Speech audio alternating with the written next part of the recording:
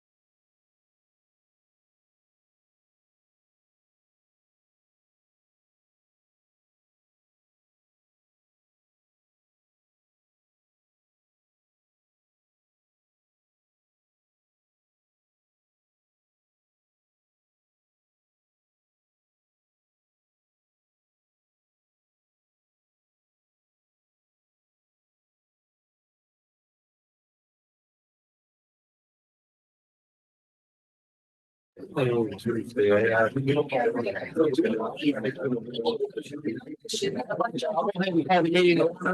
ready to go back to start.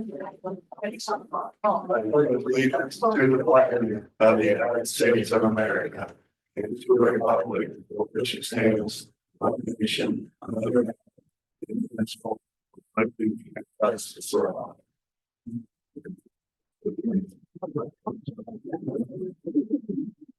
First on our agenda is sheriff. Guys, you know, it's Good. We give you the proposal there for, we're asking for 2 new police cars. Or one new one and 2 used. We've got 3 cars that are right at 200,000 miles. And, the maintenance on it is killing us. So we like to give the permission that would use when there's not a bad looking car there, Charlie. We've dealt with them, that Chicago Motor Works before. They bring them to us. If we don't like them, they'll come back and get them and bring us another one. And then the two new ones, we got three different bids. But this Kelly Ford in Decatur was the cheapest, and the only bad thing about, and it's really not a bad thing, it's those were 23s. They were leftover 23s. So But they're brand new. they're new, they were leftover 23s. And then we'll also need, if we don't do the used one, we'll need $6,000 to $8,000 to prep them out for the lights for the new ones. But, You'd have 1 new one and 2 used one? either that or 2 new ones, whatever you guys thought was the best. Do you have a quote on it? Cause I mean, if you could get 3 for the price, we're getting 2, if you don't mind. Well, they'll be right along, they'll be right. Both price. Yeah, right, within a couple of grand, one way or another. That was just the best one that we picked out Right. to show you.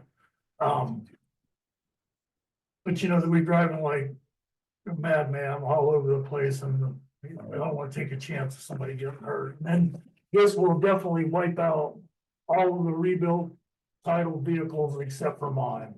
Okay. We won't even have them as a pool car anymore. Good. And they'll all be gone, which is a real liability in itself, because what they've done is they had bought police cars that had been totaled and refurbished them.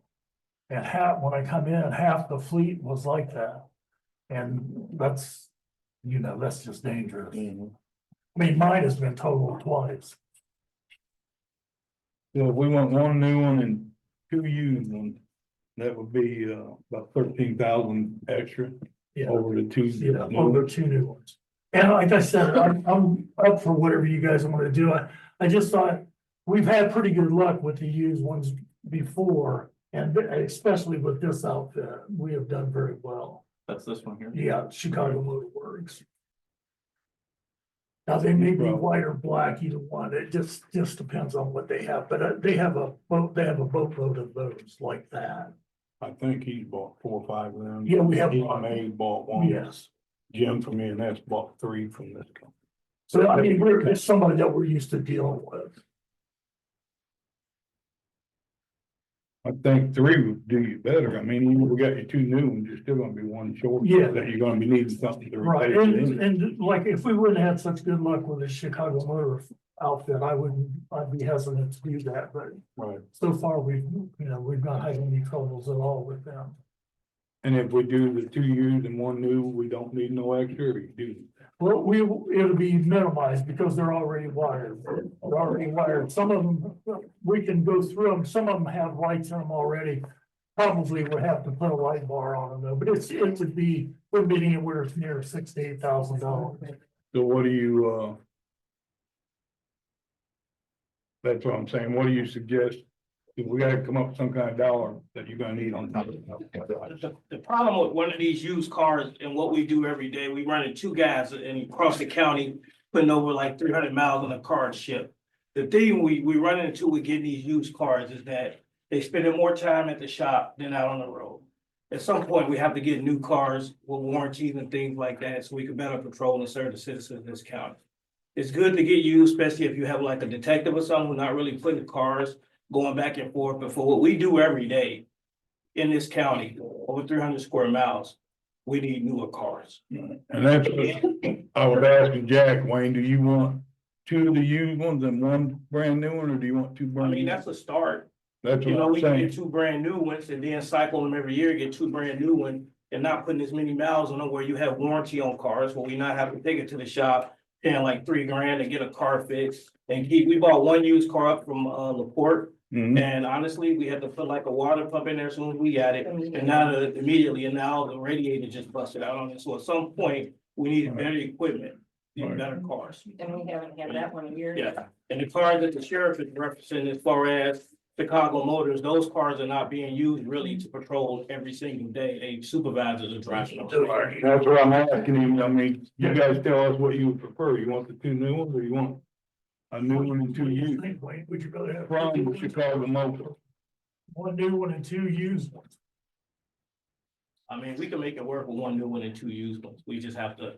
That's what I'm saying. I think it would give you It gives us a little buffer. halftime anyhow. Yeah. Gives a little buffer Is there money already appropriated for this? for cars now. No. Okay, so this is all gonna be extra funds. This will be, And that's almost like a yearly thing. yeah, And like you said, at first, I think we did 3 cars. yeah, we did do 3 cars. Because they was all, re-digitized. These 4 quotes, Sharon, are these 4 separate quotes? Yes, Okay, perfect. we kind of messed up, I know. No, that's okay. I was just making sure we had at least 3. You know, Thank you. we got, Well, my philosophy's always been buy new until you can afford used, Right. so. That's what I'm saying. If we're getting 2 new ones, I'm okay with that too, but then you still want, you still got one over 200,000. Well, we finished what, as soon as we bought that. As soon as we bought that last one, we put 1,500, it made it to our parking lot and then went to the auto shop for $1,500. but that wasn't from the Yeah, Chicago. no, that was. Right, Chicago. that's what I'm Keep saying. coming. And that's gonna be 2 and 1, but Well, are we gonna get support on the council? Don't they have to approve it? yeah, they gotta prove this. This is a yearly thing. You know, I mean, if they hold us up on an emergency vehicles, we got problems.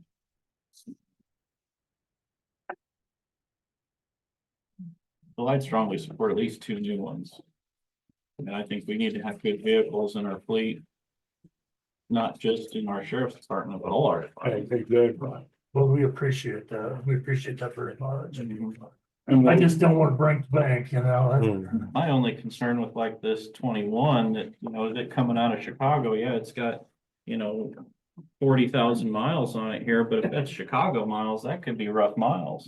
You know, but that, they We need. don't know where they, all they do is they take in old police cars and they sell them to people who honestly probably can't afford to get something new from the thing. That's the cost of doing business. Some of these cars, we don't know where they're coming from. Right. We just getting them because that's been a cheaper route for you guys in the. But they're not all Chicago police cars. They're But we need, Yeah, I at some point, understand. that's the cost of doing business. We need better vehicles. And they had checked on the hour, not just the miles. Yeah, we checked the hours. They're finalized. What do you think, Charlie?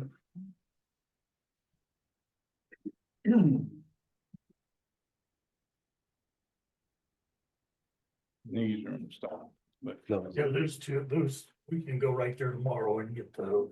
And you gotta have some extra funds. For lights and sirens and stuff like that. They're wired, but they're not, they don't have the equipment in it. This one probably has some sort of the equipment with it. Now, do you have money in your budget now that you could put the lights on? No. No. So it would all need to come out of. Right. It'd be $6,000 to $8,000 is. Does that take care of both of them? Or is that gonna About be a 6,000, between 6 to 8 a piece. piece? I mean, depending on, of course, what they have, but when Right. we've had any other ones where it's been all the lights and sirens and everything, it's been We got a between strike. 60 and $8,000. Would it make, did you get any more quotes on any other new ones? Yeah, Yeah, they're in there. They more expensive than those. Okay. They come out 50,000 for like a Tahoe, There's 50,000 or four whatever. quotes that we got. 3 new and 1 used, and those were the cheapest when they were 23s instead of 23.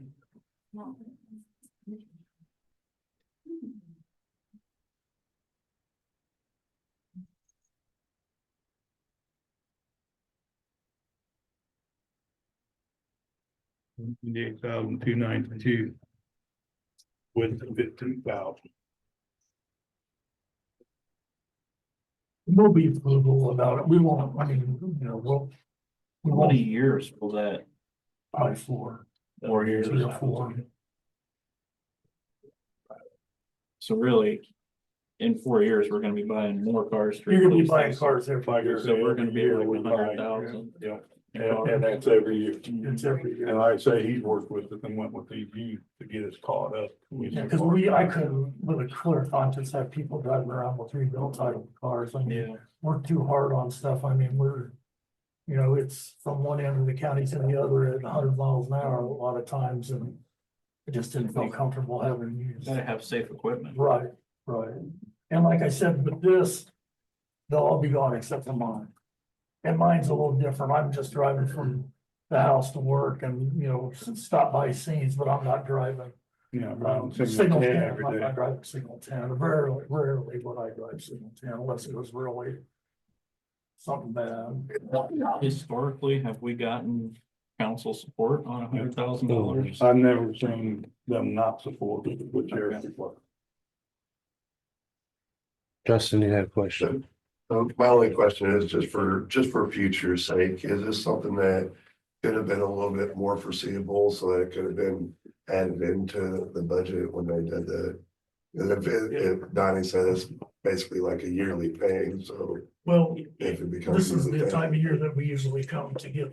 Yeah, but I mean, if You want it more upfront, right? if it's more like a yearly paying, then. We always gonna need cars just included in his budget. You could ask the council that, Jack, if they could give you $100,000 up front, you know, in your budget. That'd make it easier, I guess. It would make sense. Yeah. I think we tried, I think we tried that, and we didn't get the support of that to get the car. That's why when we had to decommission the car that was wrecked, we had to piecemeal some money together, and some of us are driving around in the old LaPorte County Sheriff's car that cost $5,000, which is dangerous because they decommissioned 2 of those cars. So we have bought this up several times to try to get new vehicles every year. We just. So you want- end up getting those. So you did ask for it to be in your budget, but the council. No, we have vehicles, and then we have to wait, and they like, well, use this to get it, get the money, get the Right, vehicles, because we didn't get the money. from- I agree with Justin, maybe So bring that issue on the record have been brought up in the past before. budget hearing. Yeah, we'll be glad. So- We can attempt to add it. I'm happy to try to add it Oh, I to would our budget support workshop getting next time. 2 new ones, because these are available. All the Every They day. pop up. all the time. So if we got the 2 new ones at this price locked in and the council goes along with that, that's at least 2 cars. Yeah. And Well, then and we make could, it start. and that's, we could circle back to a used one maybe in a few months. or And that's just something we need to, so everybody knows ahead of time, we still might, because he needs 3 cars. Right. Yeah. So we still might need another one in 2 months or 3, hopefully longer. But that way everybody knows and they don't say, well, Jack, come back for another car. So we know ahead of time, but I'm like you, I'm good with the 2 new. What do you think, Charlie? Yeah, I'm fine with the 2 new ones. Well, I make a motion that we move forward with his quote here for the 2 new 2023 Fords. Because where are we gonna pull that from? Price and then you want to put that in your motion, the 15 he needs. Well, he's not sure of that, though. You're not for sure on it's gonna be 15,000. It's gonna be somewhere between 6,000 and 8,000 yeah, outfit both of them. Cause they don't have anything. So if we give him that much guarantee. You know, nothing else. To make it up to Yeah. the amount. So approve 2 new cars for the 83,292 with an exception of another 15,000 to outfit them. And we'll make that work. We'll make that number. I'll second that. All in favor? Where are we gonna pull that from? See, we can't do you jail seated, right? I don't know about all the jail seated stuff. We need to have another meeting to discuss that too, so we just weren't on the agenda tonight. Can we put in there where you jail seated, but if not, hey, you seed it so you can move on. Mhm, yeah. You know what I mean? I feel it'd be better, but there's a thing going on now that we can't use it for certain stuff. Well, the council might weigh in on where that money comes That's from. what I'm too. saying, yeah. We'll go with Gail seed it, but if they don't want it, then we'll go with seed it. That way you can move. Yep. Thank you. Stop by and see this. Absolutely. That'd be great. Thank you guys very, very much. Thank you, Charlie. Thank you, Derek. Thank you. I'm almost positive that I was looking at. We got it down for that. Hope it can. Yeah, I'm pretty sure. I mean, it's crazy enough. Just not like oil changes, like the actual purchase, yes, but the other weird stuff, you know.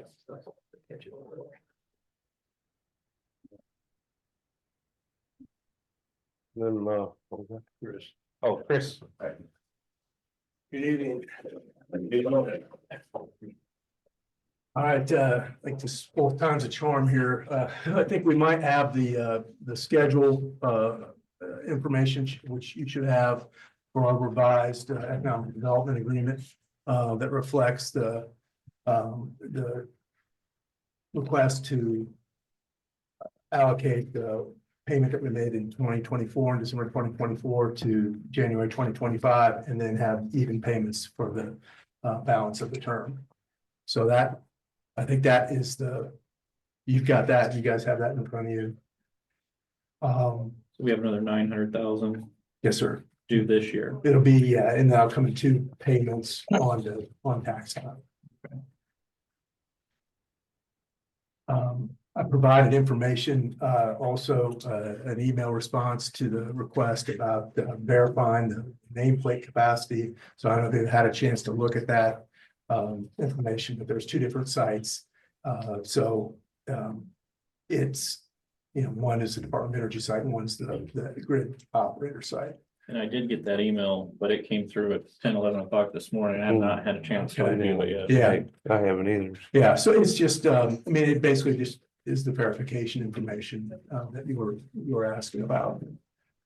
Was any other language changed on this? The only other red line, I think, and correct me, Chris, if I'm wrong, was you clarified that it was 400 megawatt hours of nameplate capacity, right? Because Correct. before it just said it could be up to, It was said 400 to 900, so this is 400. that would be the only other thing. So the payment schedule would be okay with me, but I just didn't have time to check those Mhm. websites to see how credible that was about the 400 megawatts. Yeah. There are two separate ones. One is the grid operator and one is the Department of Energy. What do you think, John? I'm okay with it. And so if he's talking about the website, that was just your stuff that you want to look at. Well, I wanted Nothing to do with this. Well, he's claiming the nameplate's 400 megawatts, and what I wanted was a verification from a Okay, website that we Right. could go to that would prove out that it was Yeah. a 400 megawatt And that's- project. right. And those have it. I just haven't had a chance to look at that. Yeah, I didn't either. As far as the payment schedule, though, I don't have an issue with that. I think that's pretty clear. Is that an accurate assumption, Justin? Yes, yeah. Okay. Yep, that 100 is just taken off the 900, obviously, that we're gonna be supposed to be getting in 2025. Hope that's the case, right? Say again, That 100 is just deducted and taken. into Right, effect. yeah, 900 so you'll get- Hopefully supposed to be getting this year in 450 2025. and 450 and was it March 1st, September 1st? Is that the tax? When the property tax?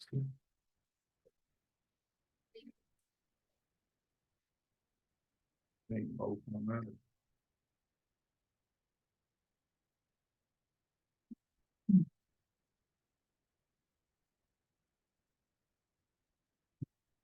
You guys are fine with the different schedule?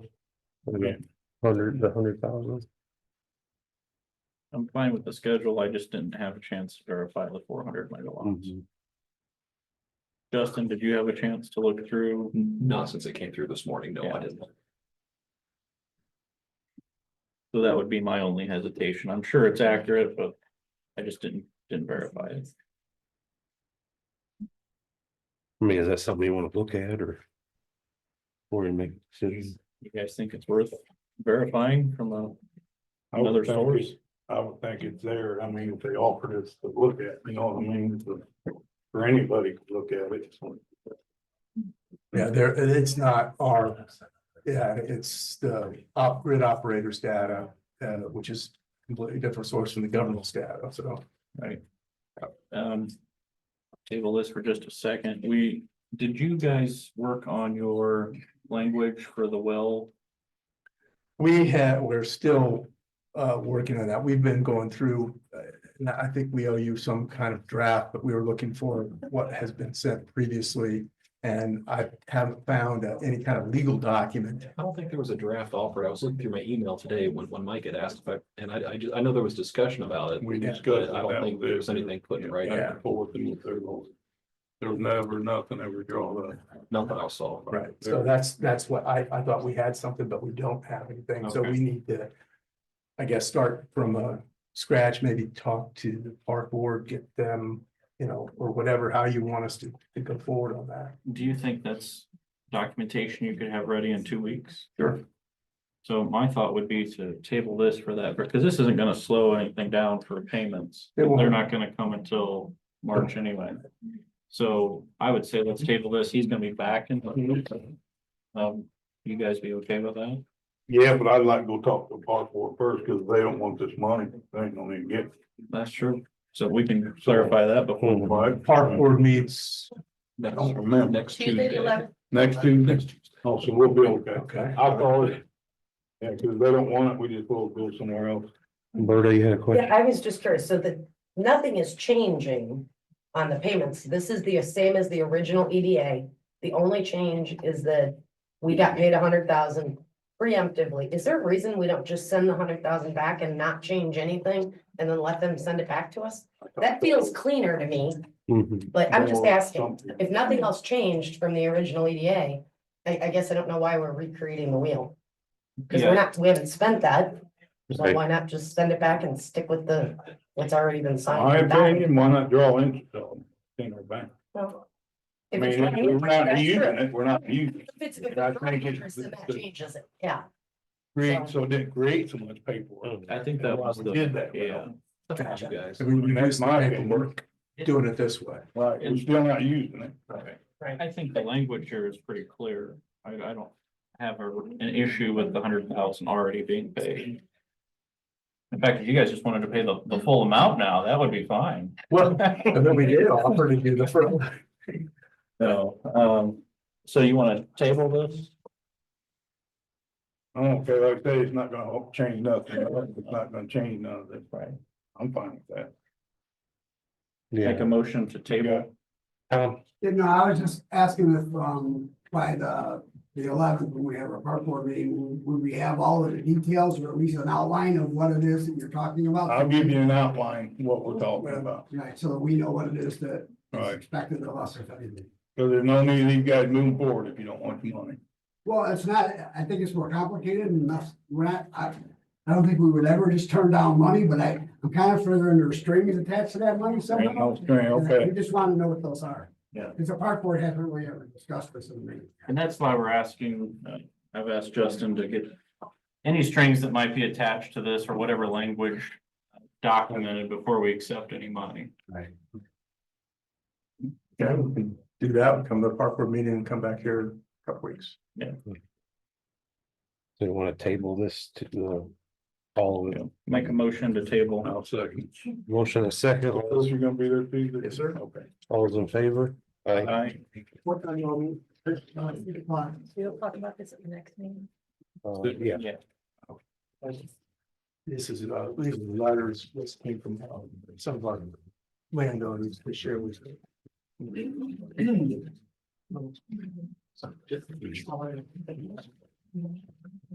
we have, Stan,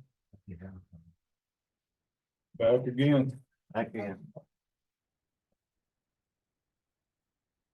Again, requesting permission for giving my IT assistant the 2011 pay raise. And the council, After, okay, yeah, after the council went through and started the process on getting that changed. don't they have to get it changed?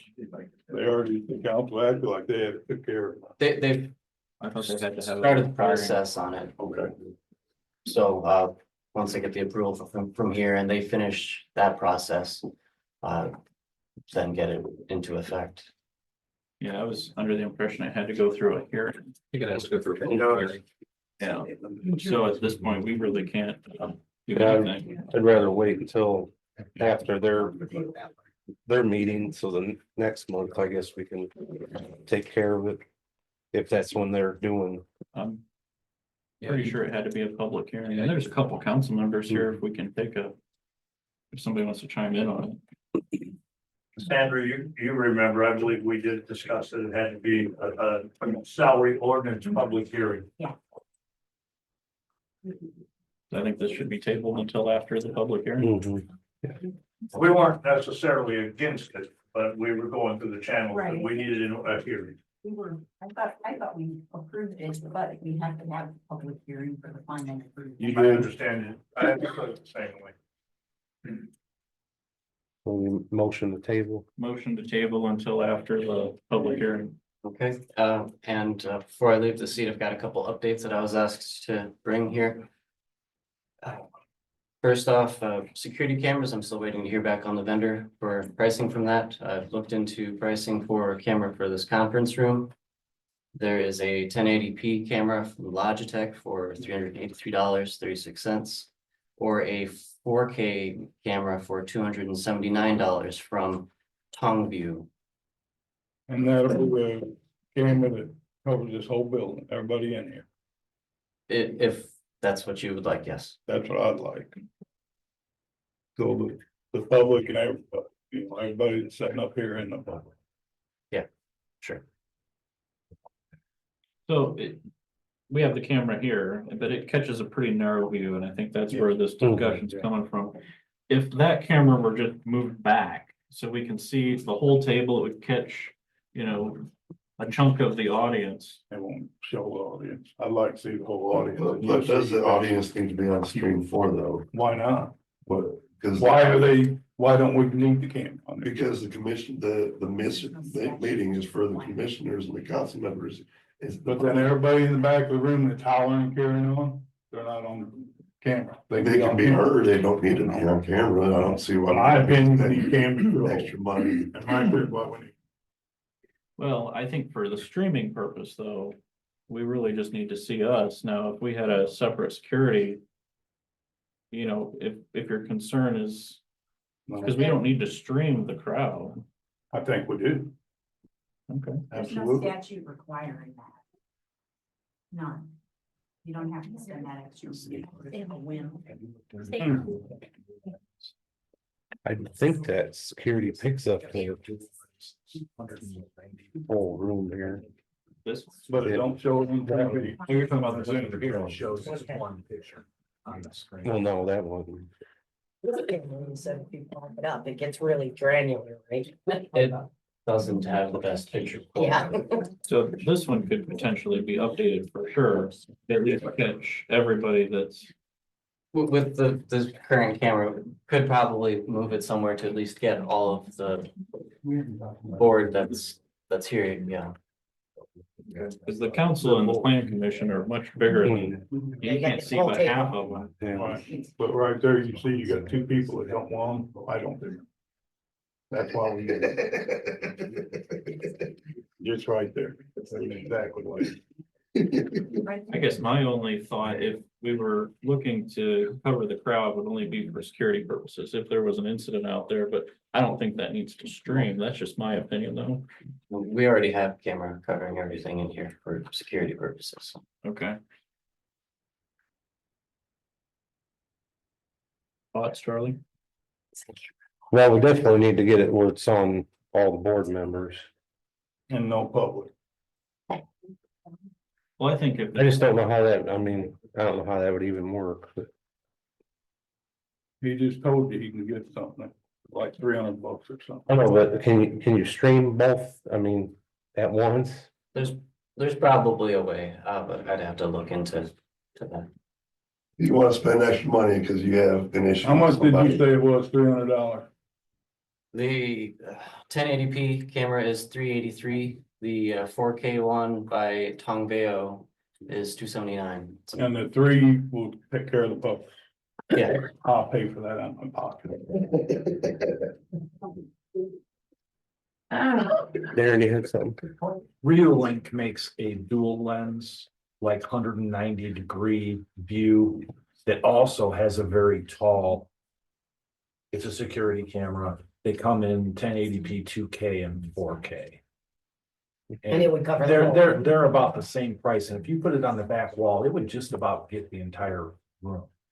My only fear is that if the camera's all the way back, you guys will be hard to see. Hmm. You know, it almost needs to be two separate cameras, one for you guys and one for.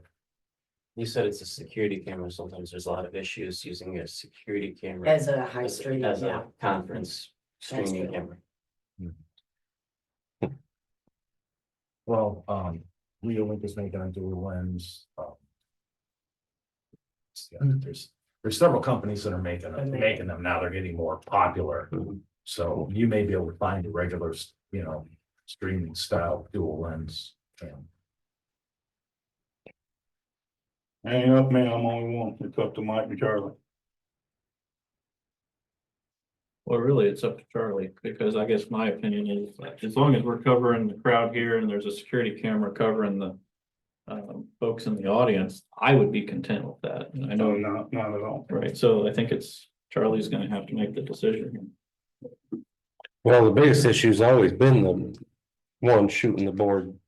I mean, it's always, I mean, how long have we done it? And I mean, it's always been half, so. Cause I didn't know that other one caught the whole room. That was until I seen that the other day, so. Yeah, but no way on both get to see the security. Well, that's fine. Right, and then they can't see what's going on, the real meeting going on. I'm not too worried about that.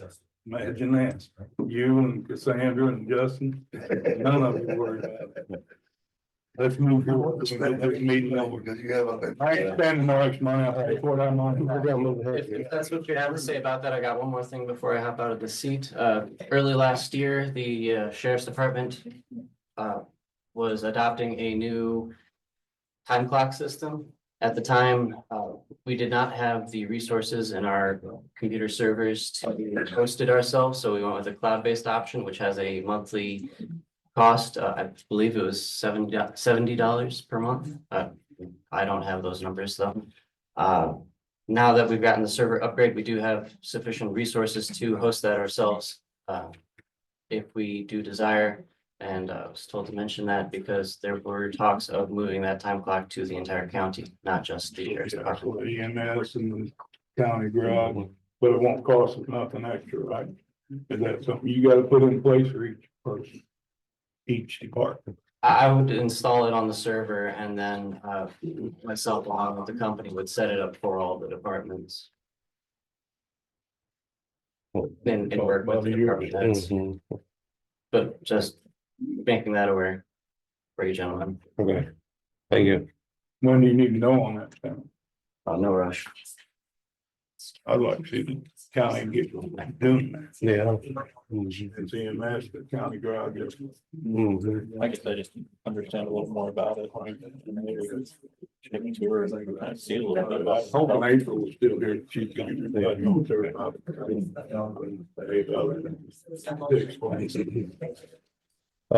Moving ahead here, we got Jim Hernandez.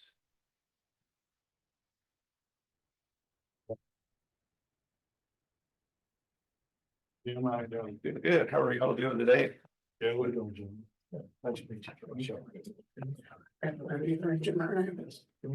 Want another chair? You can Oh, bring it. yeah, Jim said I'll stand right here. Okay.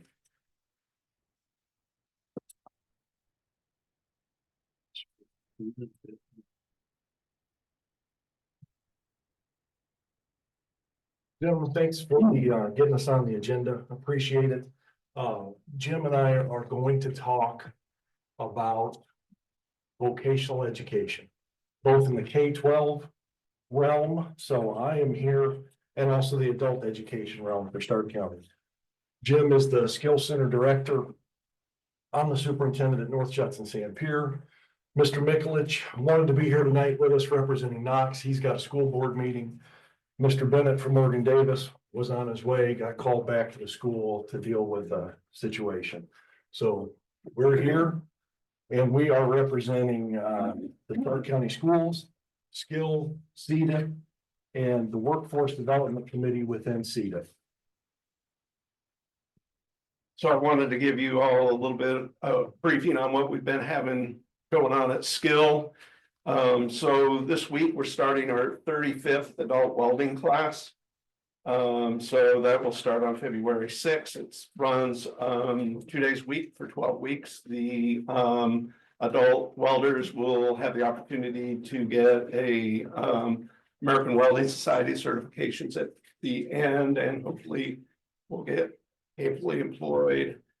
You guys were talking about the sheriff's department vehicles.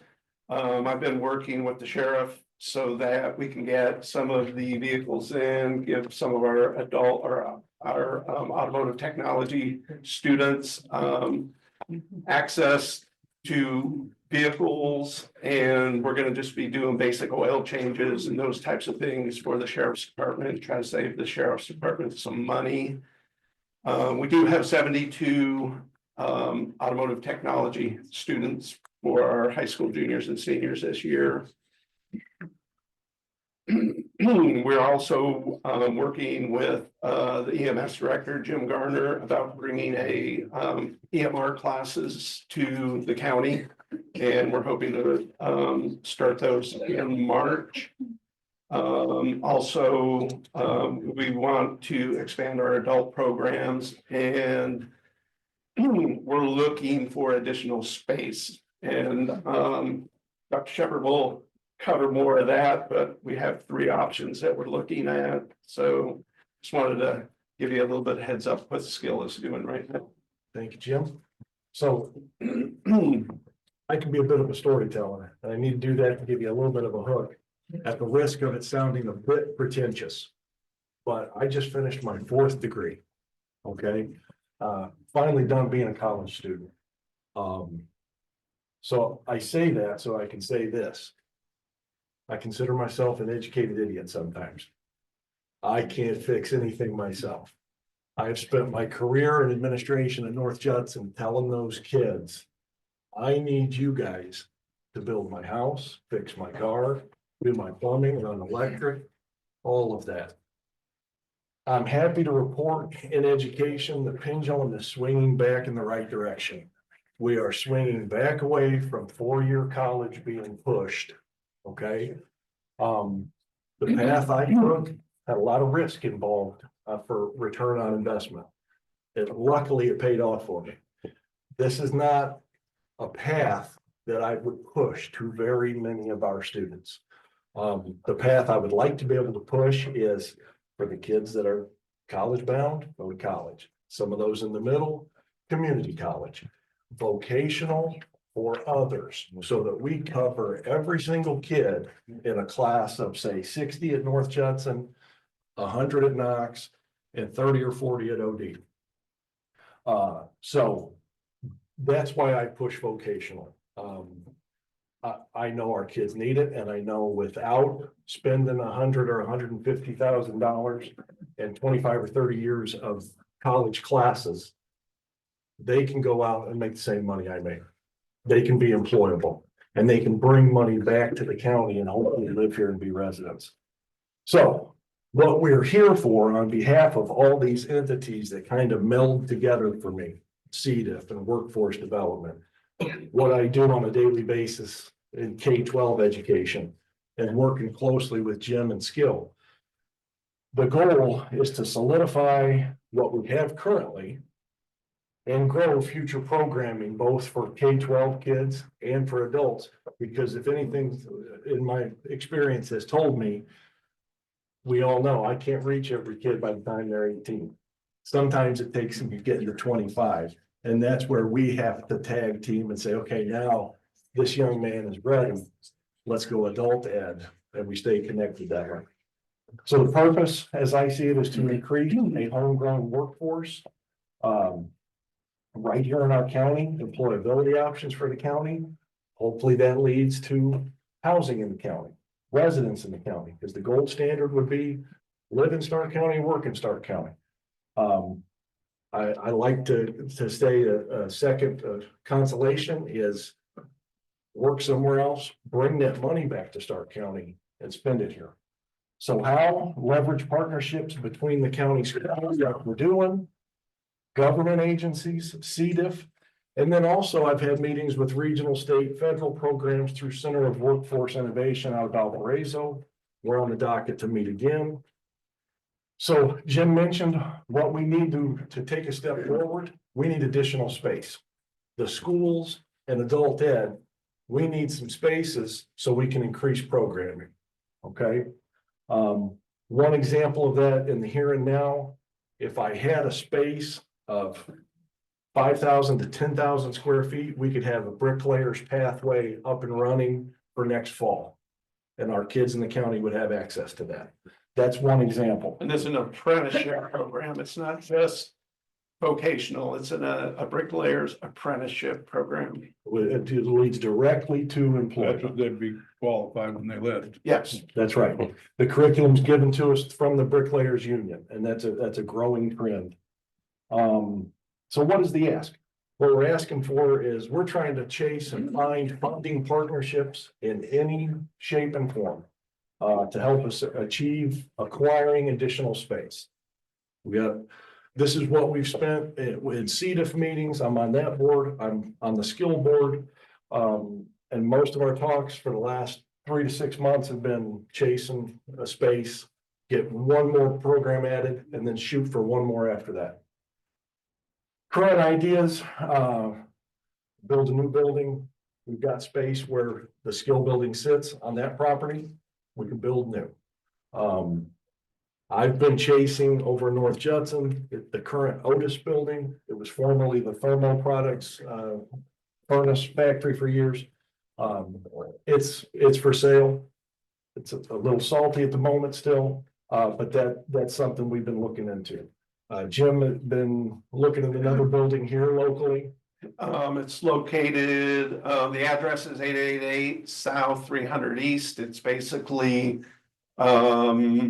northeast corner of Culver Road and 300 East. They have 46,000 square feet of available space right now. And we're trying to see how we can get into that space. That's the old lock factory, isn't it, Jim? And then I they don't did, know what it was then they before. did, trophies. I'm afterwards, thinking, I believe. think I Okay. saw that on Yeah. the deed. Yeah, that one time was open. And the other building located in North Judson, it's 73,000 square feet under one roof. That is the kind of thing, if there's a path forward to something like that, the amount of programming is only limited by our imaginations and something like that. I mean, you get electricians, plumbers, HVAC, building trades in a laboratory setting, and then year 2, you can choose bricklayers, electricians, that sort of thing. So that's the mechanism or the process for getting there. CDIF and the Workforce Development Subcommittee, to me, feels like the vehicle that funds could be leveraged to help achieve that goal of us taking a step forward for K-12 and adult education.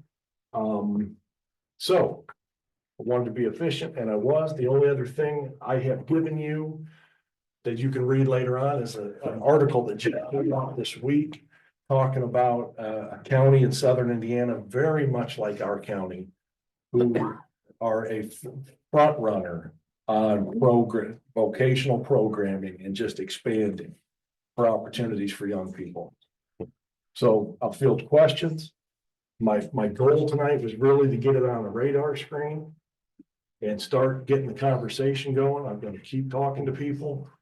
I will tell you, I think CDIF is chasing hard at, for me personally, with my background, education in K-12 form and adult education is a great place to put our money to work to achieve something.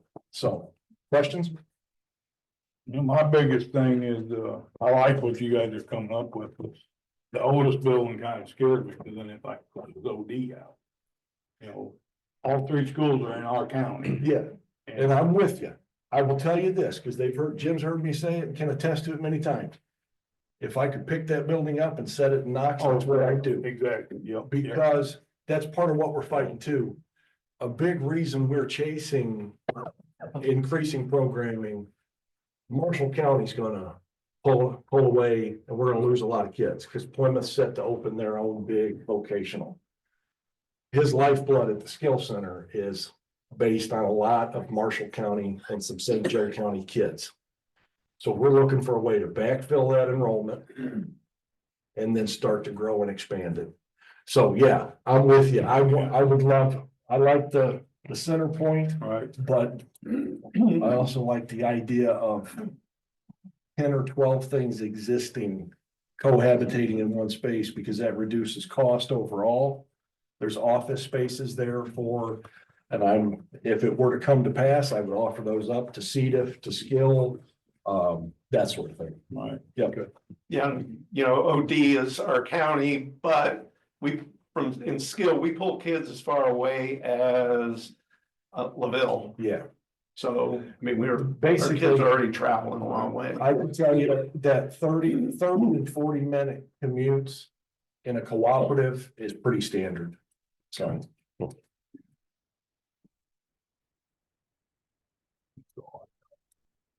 Do you have intentions of getting on the council's agenda? I do, yep, it may already be on there for the 17th. So I think Bruce Bennett got us on, I think he took care of both, but we're gonna confirm that. Okay. All right, thank you very much. Thank you. Appreciate it. Thank you. Thank you. Thank you. Yeah. Oh.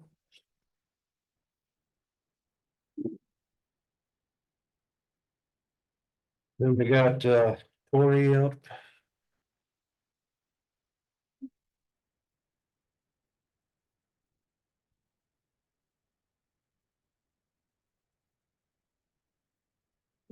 I've got a few things. First thing, the Durango. So it was in the auction last year. It was bought and paid for, never picked up. Your old car. Yes, the old VMA vehicle. Yes. So I was wondering if you guys would be okay if we donated it to Knox Fire to use for training. We've already made, money on it in the auction. It's just sitting at the highway department. There's no key for it. I would be okay with it if that we won't run into no legal thing. I mean, they bought it, they didn't pick it up, so it's kind of their own fault. And they had a time limit, I think. They had to get it by. 2 months, I think, after the auction or something, and then the auction company or whatever doesn't allow them to pick it up or get their money back at that point. Right. And it was in extremely rough condition anyways. I know I wouldn't trust it back out on the road at this point anyways, if we weren't comfortable with it not ever touching the road again. Are there any legal issues here, Justin? No, maybe we just do a donative agreement, kind of like we did with the radios. Yeah. We'll just basically say risk of loss and insurance and everything shifts to them. They'll indemnify us for any loss after they take possession. Right, and then they'll get rid of it after they're done. We'll have them tow it out too, so it won't cost the county anything but I'll get a contract wrote up and then I'll email it over to you to. You did a good job with that radio agreement, so you're on a roll, yeah. Yeah.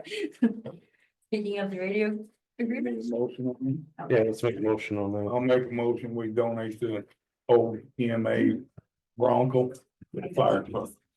And Tori will write it for contract. Second. We had a motion and a second, all those in favor? Aye. Okay, then here's the radio agreement, sent it to you guys. I've already talked to the superintendent from Max and he's okay with all the terms that we put in here. Basically, we're just gonna let them borrow one of our EMA radios until they purchase one for the SRO officer. His radio is not working properly, so his communication is off at the school. It just basically states that if anything happens to it, they're financially responsible and that they have, I think I gave them 6 months. I think I emailed you guys a copy of this. Have you had Justin, what's that? Yes, we got over that one. I revised it a little bit, but she did a good job. So,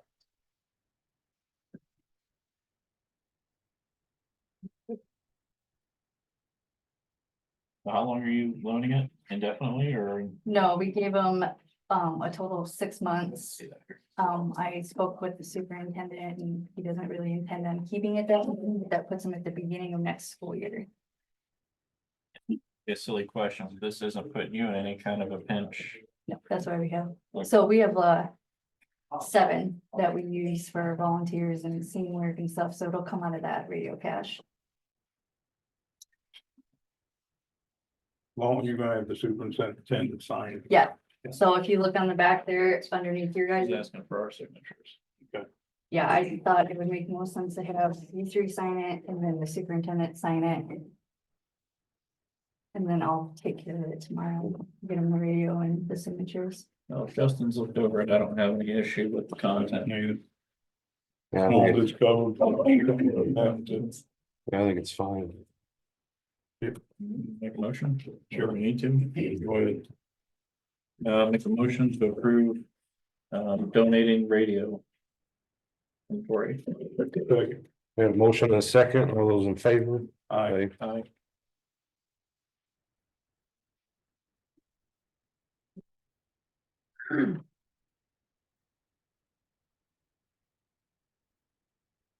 Next thing is the MHMP update. So we wrote the multi-hazard mitigation plan last year. Not to interrupt you, you make the copy of that and give it all to it all. Yeah, so after I get everybody's signatures, then I'll record it with them. Okay, thank you. Basically, the update is just saying it's been accepted from FEMA. They brought it back to us and Hamlet and Knox has adopted the plan at this point. Lord Judson is gonna talk about it tonight at the meeting. So these are just the papers that FEMA has sent us.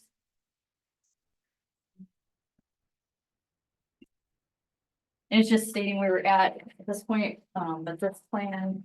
Okay,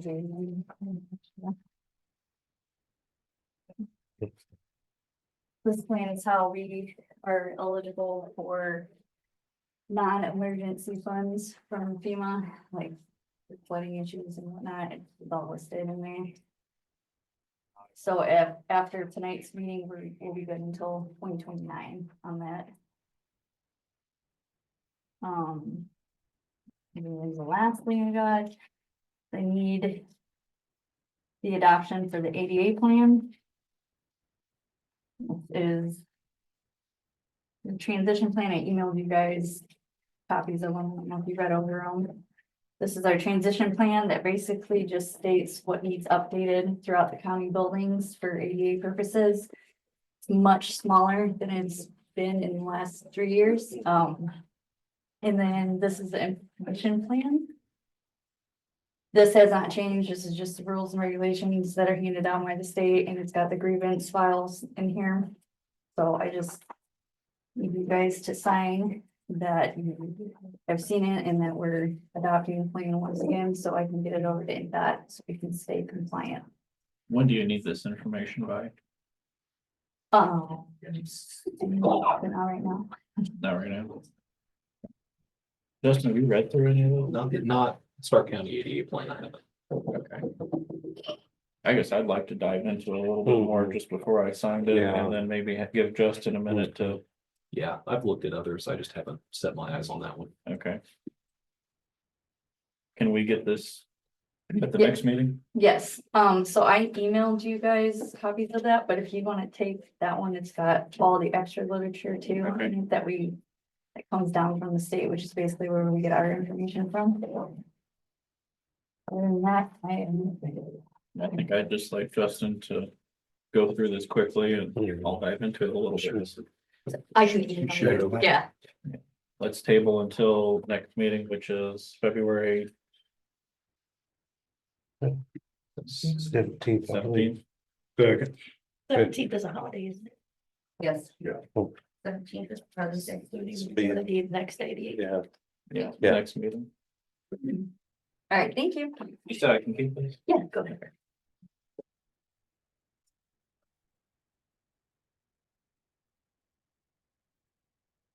Yeah, Lisa.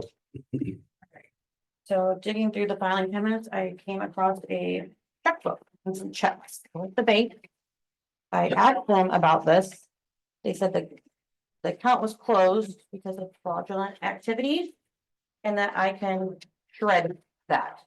But I thought I would ask for permission first because it's for a workman's comp insurance account.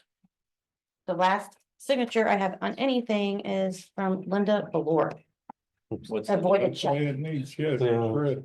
Yeah, what's the date? 11/9/09. Beyond 7. Okay, Yeah. I'm gonna go ahead and take care of that then. All right. Just wanted to ask before I did it.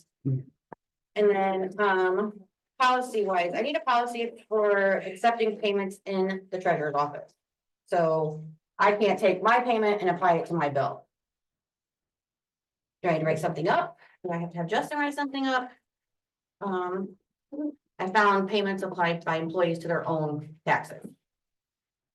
I'll say come up with the policy and bring it to us to adopt.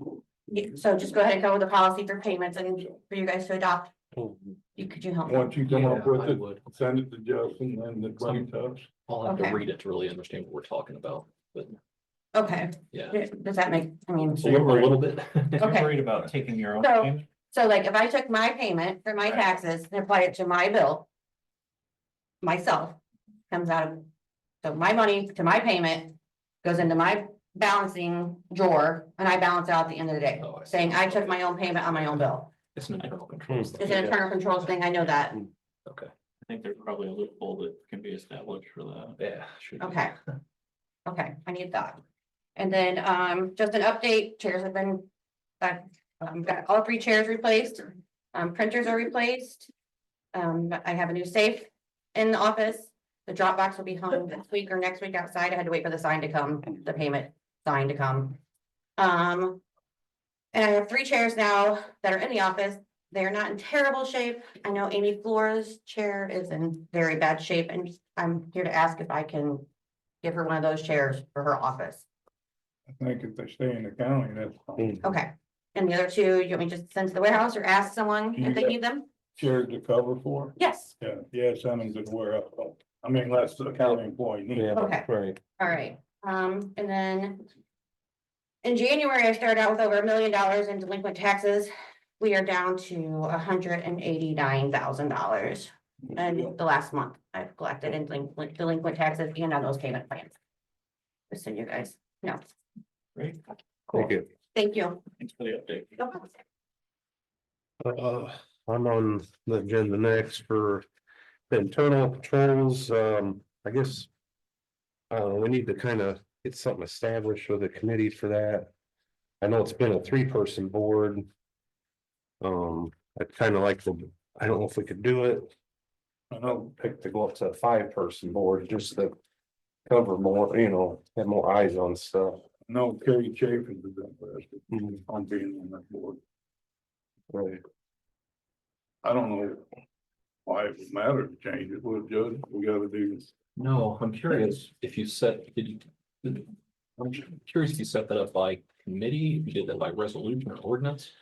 Well, I don't think there's, because I had you look today and really couldn't find anything, Find anything internal.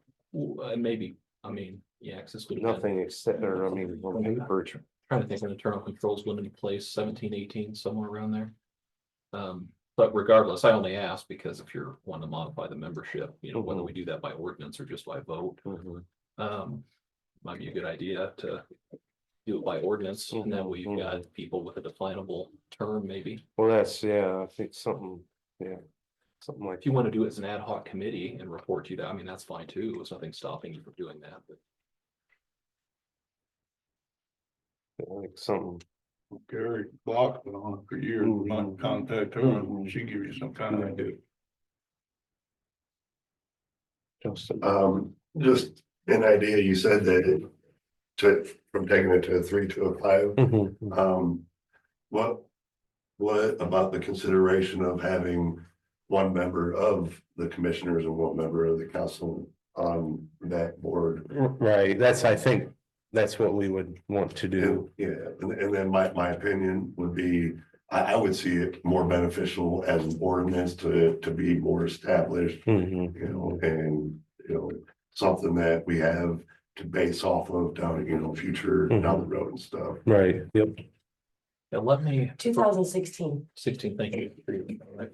Let me check with the State Board of Accounts and make sure we're not creating lucrative positions where, you know, because like right now, the planning commission, for example, a commissioner and council can sit on there without it being dual office holding because that's a creation of statute by statute. Let me check with the State Board of Accounts to make sure we're not creating a lucrative office that would then prevent a council or commissioner to sit on it. That's the only thing that I'm thinking of. Okay. But I can get that clarification. And I don't know if any, I mean, because I'd like to kind of. I think I'd want to get input from like department heads and, you know, what we should compile for what they're gonna go over, look at. Because I mean, the State Board of Accounts, I mean, we need to correct some issues.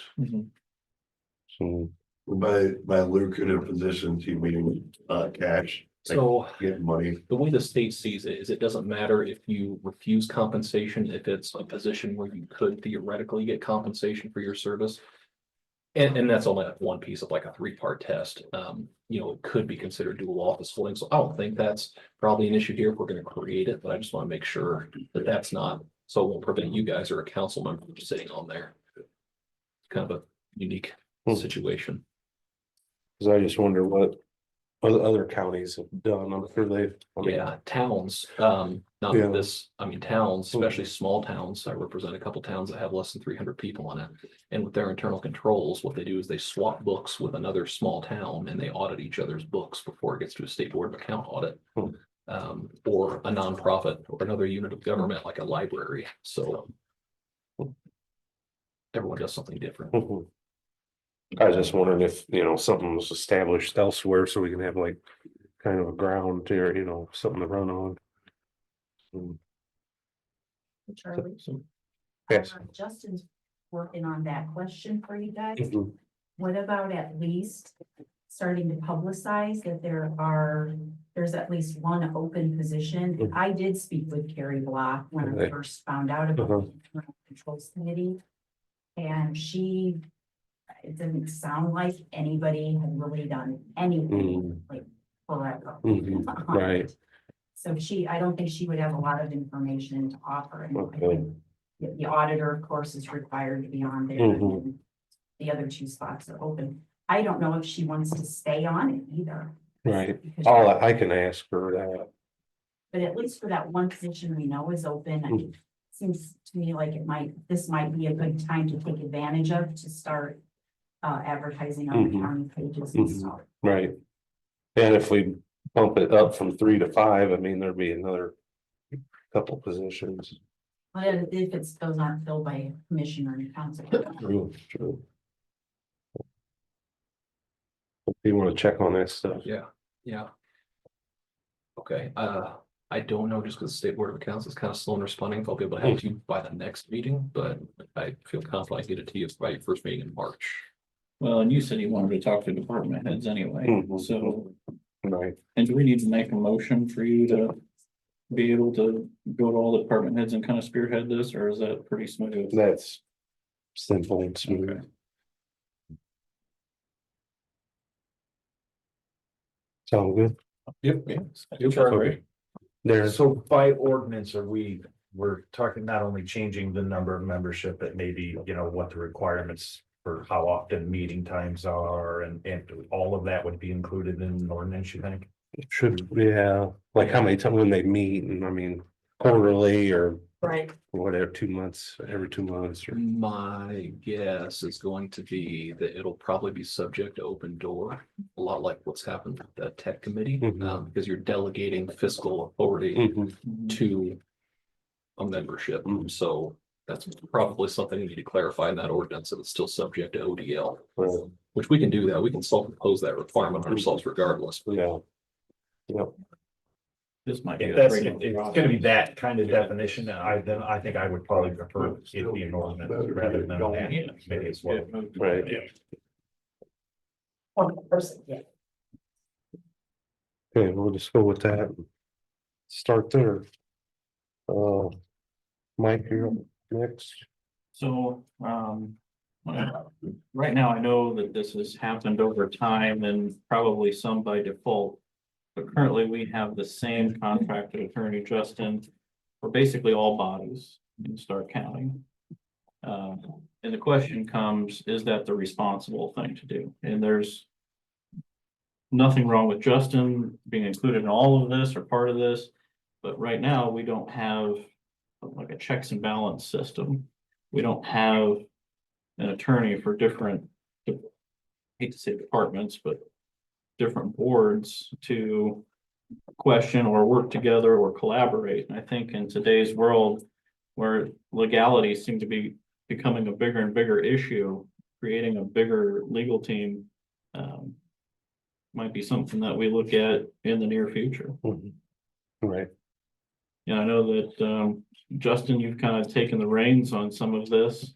Some of it, you really didn't have any intentions of necessarily getting to this point. And it's because you're right, it evolves over time, right? 2 years ago, when I took over the planning commission and BZA jobs, I did not seek them out. I was asked very strenuously to take that job, and it just added 2 more meetings to an already very busy schedule. Right. So over time, it evolved where, sometimes, and I can see this, the planning commission, even though it's an advisory planning commission, could take a position that's not what the commissioners want to see, right? So, it could create that conflict if it comes to that, where, somebody's advising somebody on the best route to take to avoid something.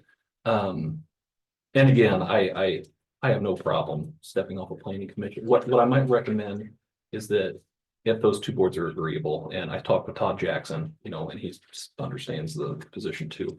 So since I do have a contract, we would both have to mutually agree to do that. But what I might recommend is you find a planning commission and BZA in conjunction attorney, because it makes that job look a little bit more. It makes it look a little bit better. It's a little more desirable because you've got 2 contracts instead of just coming up for 1 meeting. But I have no problem with that. Again, I'll be honest with you, I did not want to take it 2 years ago when I took it. I think we've done a lot of good things and I've enjoyed my time on there, but I have a very busy schedule, and I'd be happy to help the planning commission BZA if they need somebody else, because there are going to be conflicts. Find whoever that is. And I'll still answer questions for them. In the meantime, I was kind of planning on showing up to that February meeting and saying, hey guys, this is what the commissioners want. I agree to cancel that contract. You guys agree to cancel that contract. If you've got questions in the meantime, I'm not going to leave you high and dry, but let's find somebody else for that. The same thing happened in Pulaski County a couple years ago. I had to step on as the county planning commission attorney there, because planning commission and the commissioners were butting heads a little bit with alternative energy. So that was something that happened there too. So again, I'm happy to do that again. I won't complain about 2 less meetings a month because it's already a very busy schedule. If that's what you guys want, I will tell the planning commission and BZA that, hey, let's look for somebody else. Still happy to collaborate with them if they need it. I collaborate with Autumn on things, and she represents the drainage board if she needs it. So I have no problem with that. I like you to give them a month or 2, not just step out on them, you know what I mean? I won't drop them. Right. What I'm going to, because we've got a lot of issues right now. There's a lot of Yeah, questions that's what I'm on- saying. I There's don't want you to walk There's off. competing proposals that are going in front of the planning commission on things, so that conflict is probably created now. If the planning commission takes a position on a proposal you sent to them that is not the way you want it, right? So what I will do is I will not charge them for it, obviously, but I'll ask them to rescind that contract. I'll help them find somebody else, and I'll answer questions that don't have to do with your proposals. Obviously, if they're taking a position that's contrary to your guys' position, if that's agreeable to you guys, because last thing I want to do is create a conflict there, because if it's a problem for you, it's twice the problem for me, so I've got to explain it later if there is a conflict. So Well, I think we should explore moving in the direction of splitting up the representation. Obviously, it's not a today thing. But as time goes on, I think splitting up the representation would probably be in the best interest of the county. Yeah. Well, Justin's willing to step down now. I mean, if you can come up with a lawyer for them, the two positions he's talking about. Yeah, I'll help them. If they want a recommendation, a lot of municipal attorneys, a lot of them aren't very close. That's why I say maybe if it's a joint PCA planning commission position, it looks a little more desirable than just making a 2-hour drive round trip to attend an hour-long meeting, you know, so. Yeah, I've been contacted by 2 or 3 that work for neighboring counties. Sure. They didn't say explicitly they were interested in coming and work, but they're not opposed to it. So there's some options out there. There'd have to be open discussion, and we'd need to find somebody that can mesh with you as well, Sure. because there's gonna have to be collaboration there. And again, I won't leave them in a bad spot, you know, at the end of the day, I think. Well, government is good for all of us, you know, so if there's a question that does not run contrary to what you guys are doing, I'm still happy to answer that. Even if I don't have a contract with them. I take that position with many boards in the county that I will formally represent, so. So I guess I can bring it up with the plan commission since I sit on that board and begin the discussion there as well. Yeah. How long is your contract, Justin? It runs until the end of this year.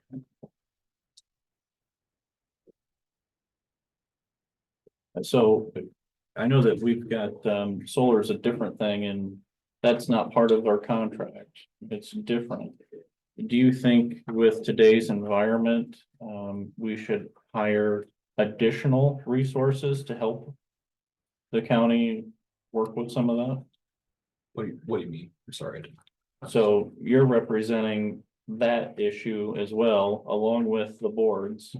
Should we look into hiring additional? You're talking about for like an on-project basis? Yes, to help collaborate with you to help mitigate some of these concerns. That would also be a good idea. You know, it's something that, and this is, I guess, a discussion for the end of the year.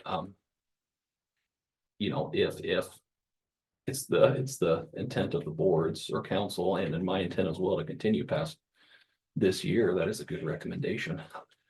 We all catch a lot of flack, including me for this stuff. So, you know, if you can remove an element of that and have somebody else work on a different project, fine, great. That make my life a little easier.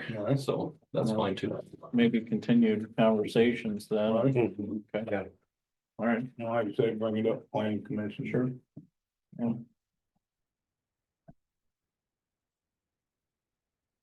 And we got, Sandra.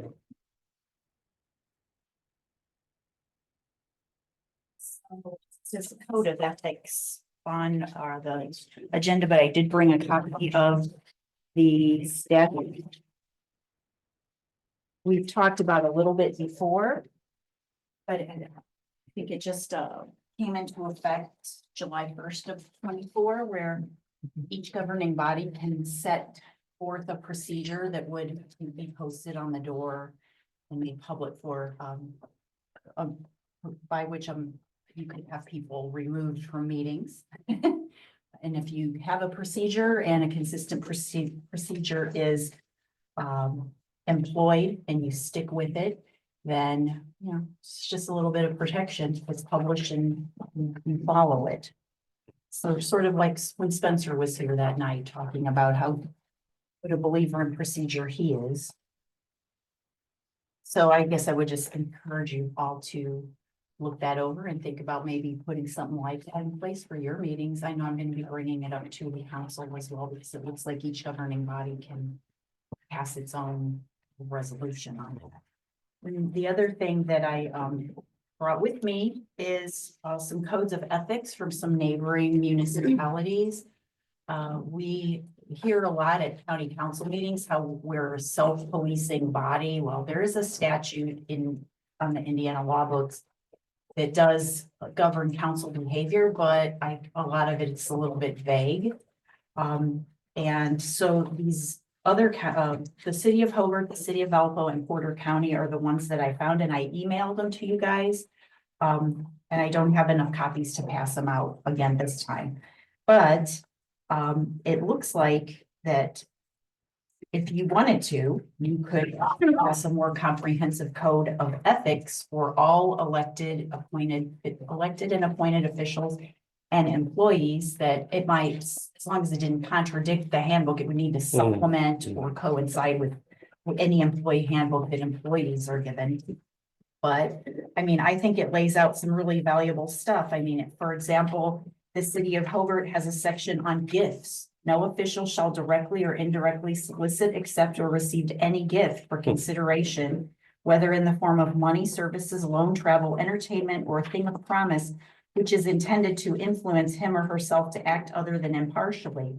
So then it does give some exceptions, like if you're offered a trade discount that's offered to all city employees, that wouldn't violate it.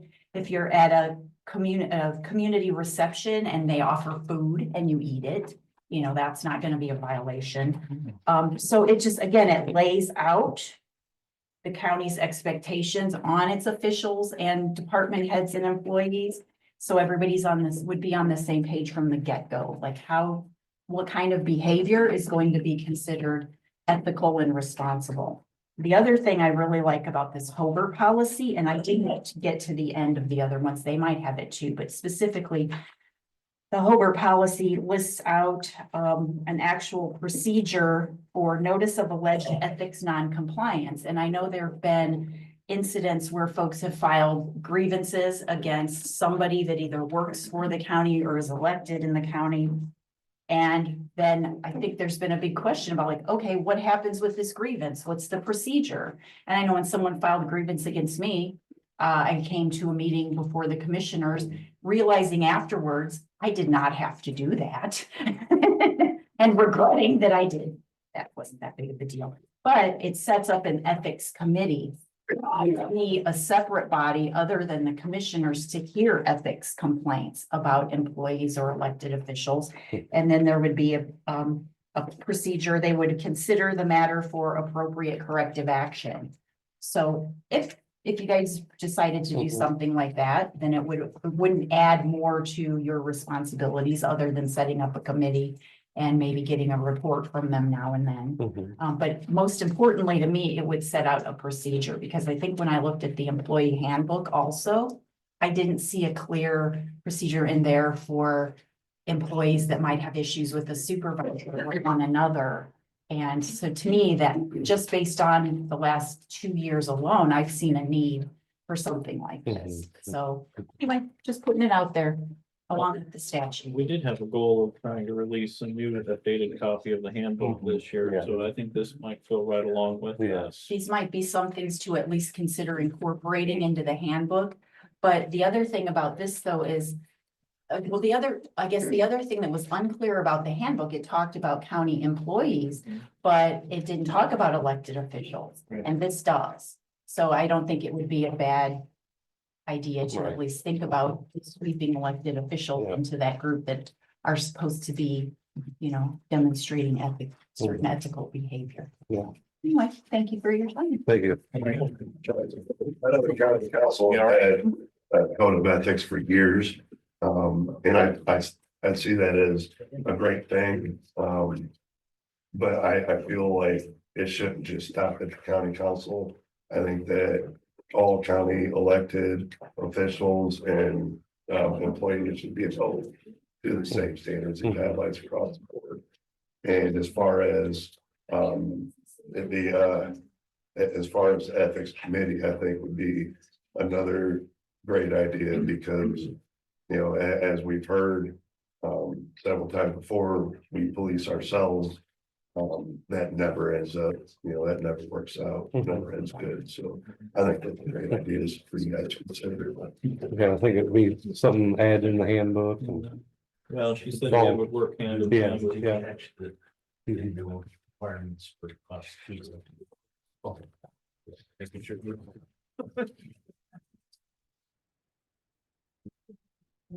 We got Rachel. Yeah, you could say. I got you. I must have told it. Again. That's the agenda. Yeah. He was. You got one. That's what she gave me. Which agenda are we doing? That's what I just said. She don't look like, I know that's Rachel, not Susan.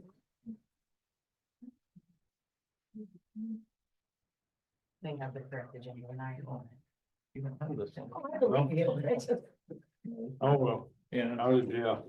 Oh, see, Mike has a copy. this was the last one emailed out. Okay. Oh, here, but.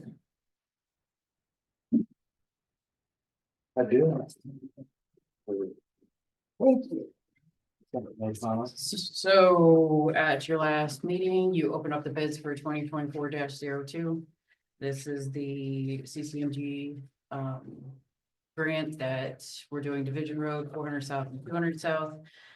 The lowest base bid in the amount of $821,005.73 was submitted by Reith Riley Construction. The second bid base was in the amount of $926,300.00. If the lowest bid is accepted, the savings of $105,294.77 over the next lowest bid is apparent. Thank you for spelling all that out. There was one small issue with E&B pavings, and that was. They did not include the last addendum of moving the date. And so generally acceptable bids has all addendums referenced. With that not being the low bidder, it's not, there's no issue moving forward with accepting the low bid. So I'm looking for your acceptance on one of the bids that was received. On the second page, you'll find the bid summary, which was also called out in your last meeting.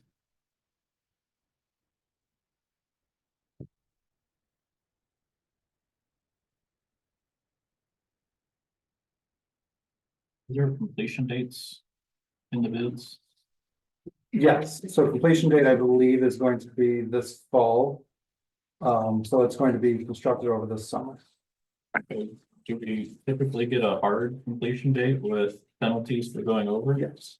Is that in here? It's in the context. It is in the contract. Do you know what the date is? Rachel, if you give me one of those. I'll tell you.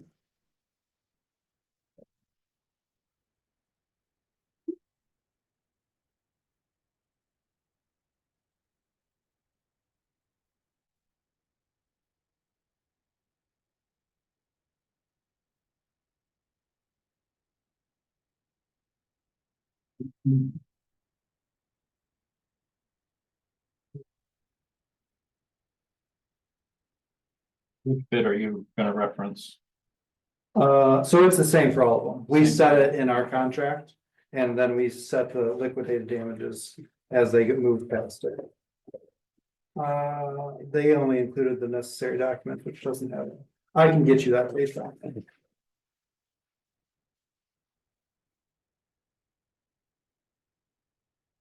But no, so all bidders were, we set the date of when construction needed to be completed. So all three bidders have the same time frame with the same expectations, the same quantities provided. And so they then reviewed their unit basis. And then also some of these roads have patching. And so we also show exactly where those patching areas are so that they have a better idea of what their MOT schemes will need to be and the effort needed for those. That's why there's the discrepancy between that and the engineer's estimate. Having a good set of plans helps you get lower bids. What's your recommendation? Lowest bid. Lowest bid, Reith Riley.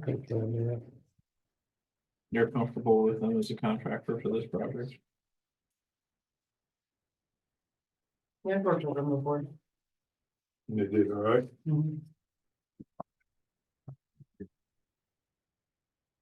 There's a pretty significant difference between the low bid and the next bid.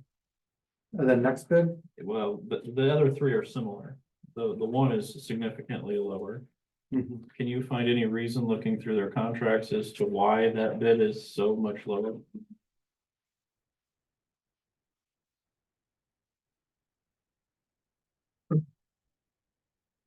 I think their MOB and DMOB costs are very consistent throughout each project, so they're trying to be competitive to get into the county.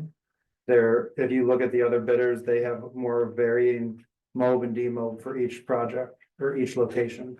So I think they were trying to be competitive to get in front of the county to represent the quality work they can do.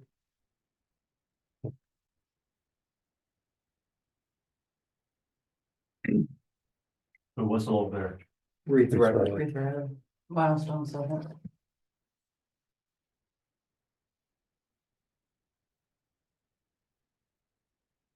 Are we allowed to publicly state what these bids are? Yeah, if they were called out in your last Yeah. meeting. So yeah, it's all on record. They have to be read in open meeting.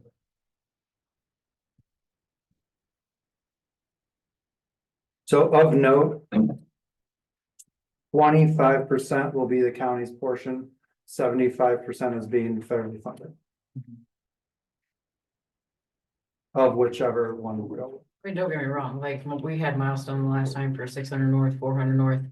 Absolutely love working with Milestone. I would choose them in a heartbeat, but with the 100, I can't justify $100,000. Well, that's what I'm trying to understand, where that 100,000, you're saying is mostly mobilization.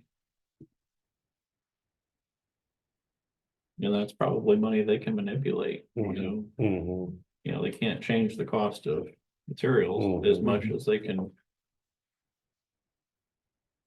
Milestone real weight on you though. No. No, Milestone's great on our last CCMG project. Another thing they probably take into consideration is their other upcoming work. They may have work nearby that they could easily mobilize crews over. Compared to someone else who may be working north of her.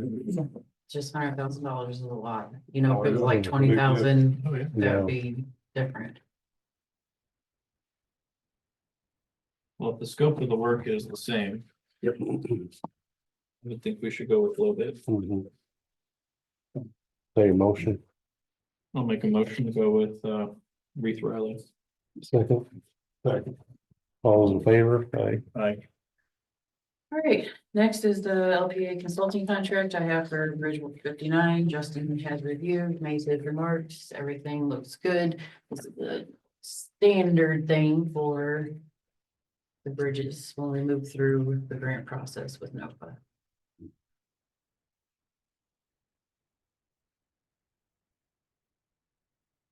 Do we gotta make a motion on that, or is it already? It's already, you can make a motion if you want. I don't need a motion. I just need you guys to sign it. Do you have a blue pen? That's what I was gonna ask. It's blue.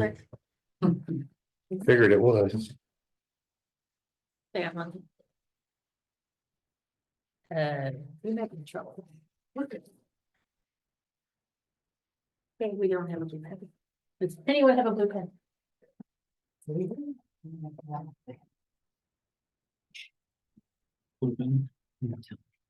Going? Three. Sign black.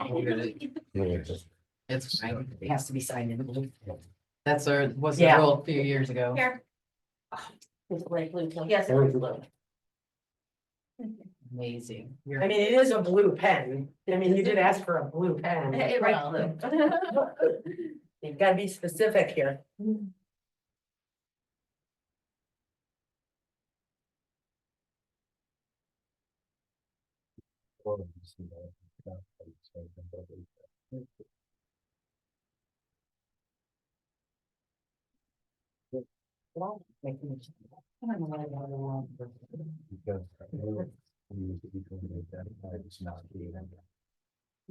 Stamp. That's one. That makes sense. It might have to be a stamp, signature stamp, must stick, signature stamp. Perfect. Back to you. Time at home, yeah. Look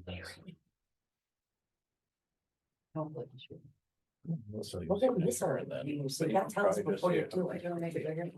I'm gonna make it bigger. That could be fun, actually. I almost launched the mini pen one time. Yeah. You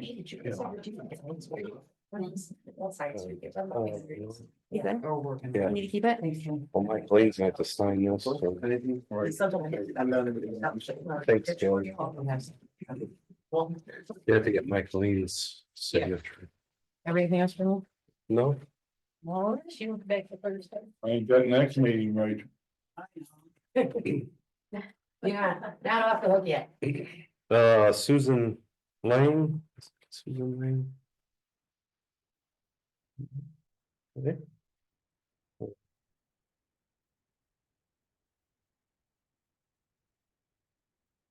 SRI needs to know what our minimum starting bid for the commissioner sale. What did we always run on? Was it one of the?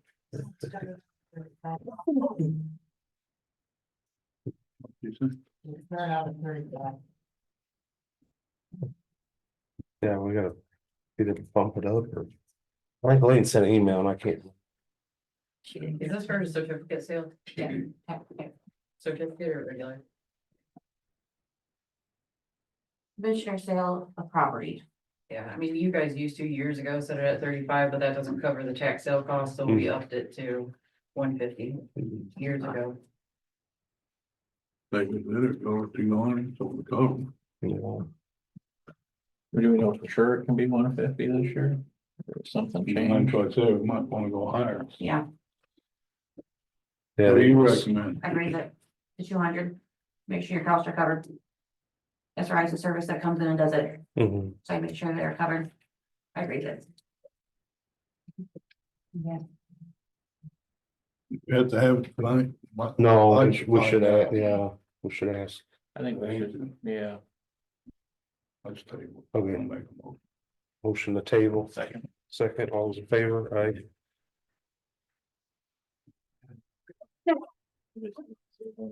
Right.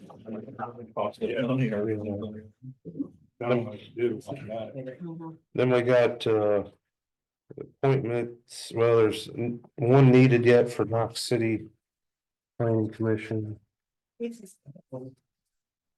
There's one more open, I think.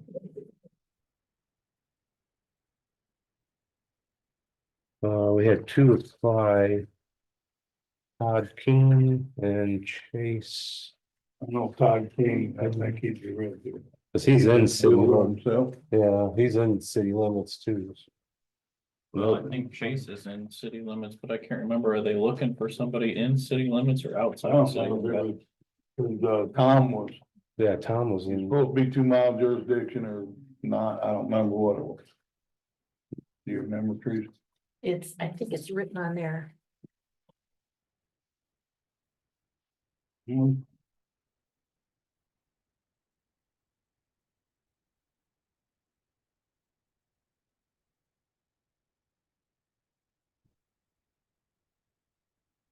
Well, I know Chase lives within city limits and I'm not gonna vote on him because I know him personally. Mhm.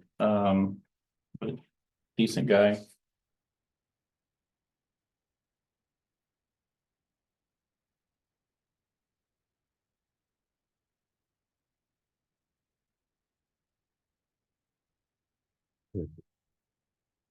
I think we need to find out the city limits situation, Mhm. because I think in her email, she had them flip-flopped as to. So, Yeah. 2 mile or not. Mhm. Yeah, let's get a positive sure on that. Make a motion to table that all. Second, Second, all in favor, aye. I, Then we had the CBC. Earl Henry, we appointed him. Still Waiting waiting. on Justin to find out for us. Okay. There, we're gonna table that too. But she talks to Justin. I did not. No, I didn't. On that. We just wait until the next meeting on that too. Table. Hmm. Table. Yes, motion, is there a second? All those in favor, aye. And then, employee handbook. Anything? well, we set a deadline for department heads and other elected, but I don't remember if that was supposed to be this meeting or the next meeting. I know we gave some cushion. Next meeting. Was it next? Okay, Okay, so really, we're just waiting on that. yeah. So, the auction, which Rick found this, I think it's govdeals.com, I believe. Right. And they actually don't charge us any, but the buyer gets 12.5% charged to them. 12.5% buyer's premium, which. They're all doing that. Well, yeah, but for usually when you sell stuff, they charge also, so. That's pretty good. The gov, this for the auction, the county auction, yeah. That's what it looks like. Is there a minimum? That you have to. Sell? I did not see that. I didn't see that. Which I know we got more than enough stuff, but. Yeah, well, I know the highway was working on getting some things around. I don't kind of understand still for these squad cars. Yeah. Yeah. Well, there's still some other equipment out there from EMS that'll certainly go in it, but yeah, those Yeah. 5 cars are gonna. I like it, yeah, get that figured out. Mhm. Do something with it. Like Some of them. they've been out there for 8 or 9 years. Yeah. So was the deadline for the auction at this meeting for having everything submitted that we wanted to auction, or was? I thought it was for all. Okay. Going to no more. So we can. Or Yeah. you guys want to separate the cars out. So let's extend it to the next one. We still got a little bit of time. Right. So do we need a motion on the Rick's thing? You guys have any- I'm just telling us to do that. We're I don't gonna think try we need a like motion on early it. summer, late spring, I'm just telling you, big on using there. Yeah, the legalities of trying to get there. We're trying to make sure we have everything set up. I guess once we get them cars figured out, Right. then we'll You guys worry want about me to go this. forward, or you want Justin to do it? Well, that's, I don't care to talk to him, but you guys rather Justin. Is there any way he could come to one of these meetings? He said in that letter, like I say, you got it somewhere, that he would negotiate. but Well, if there was nothing binding, when the Yeah. cars were taken Right. there, there's really no obligation. If there was nothing saying you're gonna be charged X amount of dollars Right. for them being here. And like I say, I have no idea, I don't know what the condition, we just found out, because everybody was saying they was at Tony's and there's this guy. Right. Tony's Tony the took one that you, told us, yeah, them were out to dry. yeah, those are done. And then this guy's got 5. mhm. But if there was no legal obligation when the cars were taken there, I don't see how we're obligated to pay anything. Yeah, Right. What we're paying for what we're talking about. cars. Junk, Well, I know junk it's squad junk cars that have like- been stripped and Okay. used for, like they wrecked, they take parts off of it. Okay, And they've been sitting there since Bill Doolin was Okay. sheriff, like the first. so what do we owe? Because you were saying that you don't think we owe anything. He sent a bill on $80,000. Or Eighty. 80. $80,000 for 5 bucks just sitting on, for storage. That's why we're trying to So get. that's what I'm asking, do they want to have the lawyer negotiate, or do they want me to stop back out there?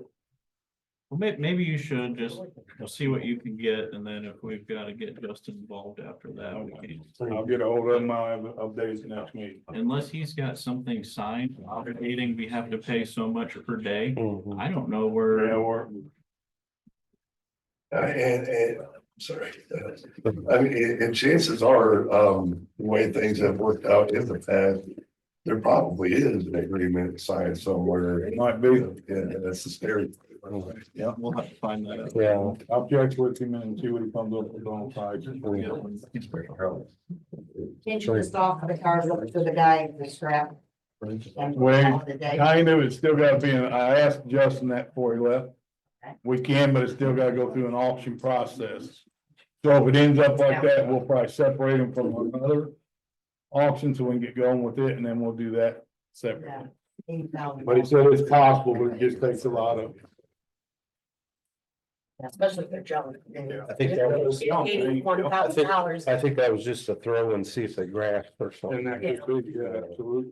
And if you're getting that kind of money, there's parking spot at my house. Well, I'm just saying. Yeah, you're welcome to park a few cars at our house for that price. Some of these, some of these cars, how it was done historically is these mechanics would hold on to them and take parts off of them to repair cars. Right, And we're trying to get that cleaned up now, because some of these cars have been sitting out for a very long time. gotcha, makes sense. I just wasn't sure what we were talking about, Right. thank you. Guess why Frank's up, we got the MOU. Between Starke County Health Department and St. Joe Health System. It's a pretty easy Marshall County alliance. But people that run it, they go through St. Joe. Oh, But basically what it is I'm gonna be able to have them go into the school systems. And do fourth grade class with tobacco and vaping education, and then they also have like a little program where they do a T-shirt. All the kids get a T-shirt, and they get to design it and everything like that, and they have contests and that kind of thing. This is gonna be $500 per school system. It's for the year of 25, so my thinking is what we don't get in before the end of this school year, then we've got next school year as well, but this is something I want to continue every year now that I'm gonna get it started. It's about $9.50 a T-shirt. And probably 200 kids, maybe more. Right. I know there's 106 kids for the Bikes for Kids program I'm trying to work out now, but those are just second graders. I've got to advertise it for 30 days. So if you guys approve of it and sign it, I can get it advertised and then we can move forward after that 30 days is up. Put a March 10th start date in there just because I told them we gotta have at least 30 days in between here. And if I was meeting with you guys tonight and you guys were all right with it, then I've got to advertise it. It's just the HFI. You guys want to see that? Send it to Justin. He went through it all. He said it looked good. He was good with it. Mm-hmm. I think it's a good idea. Yeah. We used to do it. Mm-hmm. COVID. Got away from doing everything. Yeah. It's just a two-pager. Looks like they're looking for your signature. If all three of you approve it, then that's all I need. It's just Right. You want a motion? I'll Yeah. make a Motion. Is there a second? All those in favor? Aye. I,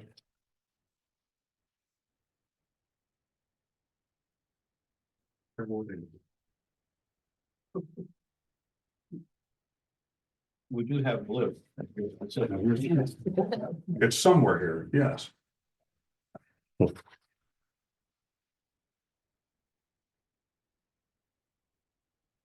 Outstanding. Thank you, Frank. Thank you, guys. Thanks, Frank. You'll have a good time. Sorry to hold up. Oh, you're fine. Then, well, we had this from Rick for the concrete. I think you just want to know whether to go ahead and move forward with it or. He wants you to go through and cross out what you don't want and tell him what you do want. I think it's almost the pad for the bison on until you guys decide what you're gonna do with it. Ain't no need of getting bid on it. I think cause the steps here on the north side, that was up the hill where I didn't really. That was from when they park up there, when the parking lot's full here, they park up there and they gotta run down the grass. Or to come around this way. That's what the step. Yeah. So does this comply with the ADA stuff? That I think the only ADA is over the courthouse. The West side there. you gotta jump while they got flat top. Mhm. So they So can't, long you as can't you're, get up some there. people that are parking their employees, and sometimes they're all the way Wheelchair. down to the, And then the other ADA he's talking about it, by I the think it's liability. old memorial. They got a sidewalk over that says ADA and 6 inches off the sidewalk. He was gonna redo it 4 or 5 foot wide and touch the sidewalk.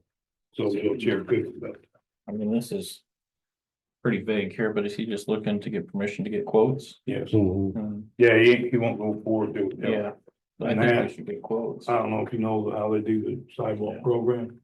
I told him price it without the, and then price it and see. You know, 2 different ways. I think that on the north side, I don't know if we should do that. I think cause most of that's employee parking right now. I don't know, there's rarely a citizen parks. I can tell you, last year we had problems with bees in that hill, Ease. bees nest in the ground. Nest. Maybe If I wanna put we'll cross that off at least for now.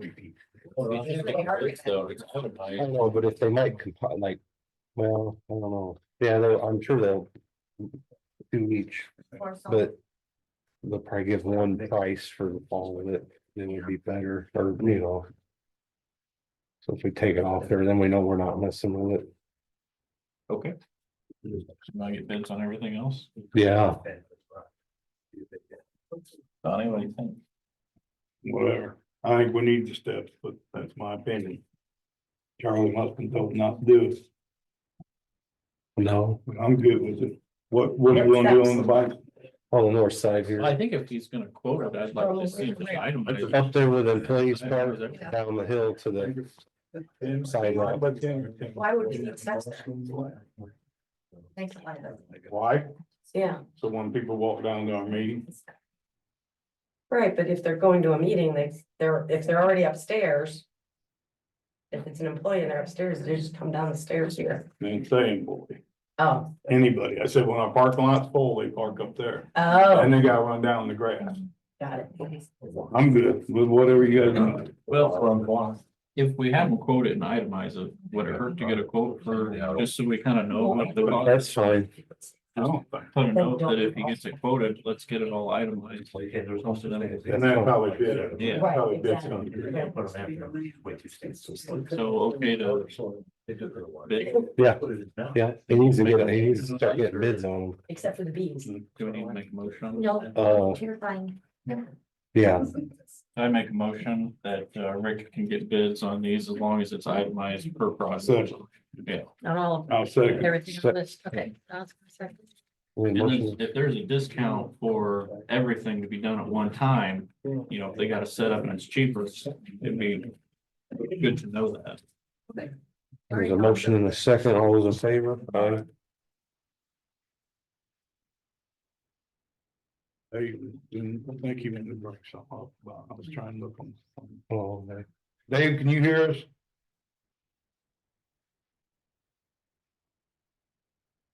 Dave, hear me? Yeah, I can.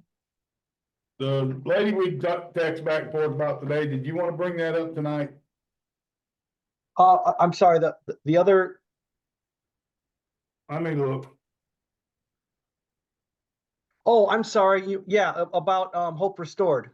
yes, yep, Yeah, just for Charlie, and Mike's knowledge, do you guys know anything about, Charlie probably does because it's in North Judson, but Hope Restored is an organization. Dave, hang on a second. We can't hardly hear you. I don't know if it's on our end or your end. Okay, I have a pretty good internet connection. It's only coming through the back TV. Is it for coming some through the reason. back TV? I'm just turning the volume up on the TV. We couldn't find the volume on it that one day. There is no volume on it. I think it's because it's, I do that. I think it's because it's just on Zoom and not on, No, YouTube recording. right. For some reason. We need to if have- they want to come up, they're gonna do it tomorrow. Recording. We need to have an education on all this. It's before we- all- Yeah, you're like, So there's more than one person out here that can figure it out. I think. Computer volume. The volume in the bottom right corner could do it. Can you try it again, Dave? Yeah, can you guys hear me now? Not Yeah, quite. everybody quiet. Should I call one of your cell phones so you can put me on speaker? There we go. We got it. Oh, yeah, we got it. Okay, You can hear me now? So, Yep. anyways, Hope Restored, reached out through Bernadette.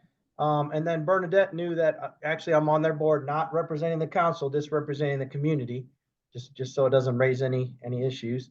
But Hope Restored is an organization, that helps, currently men. Be nice someday if it's, women. I'm pretty sure Charlie knows, about it, and others in the audience, maybe it's down by, Cassandra's law office.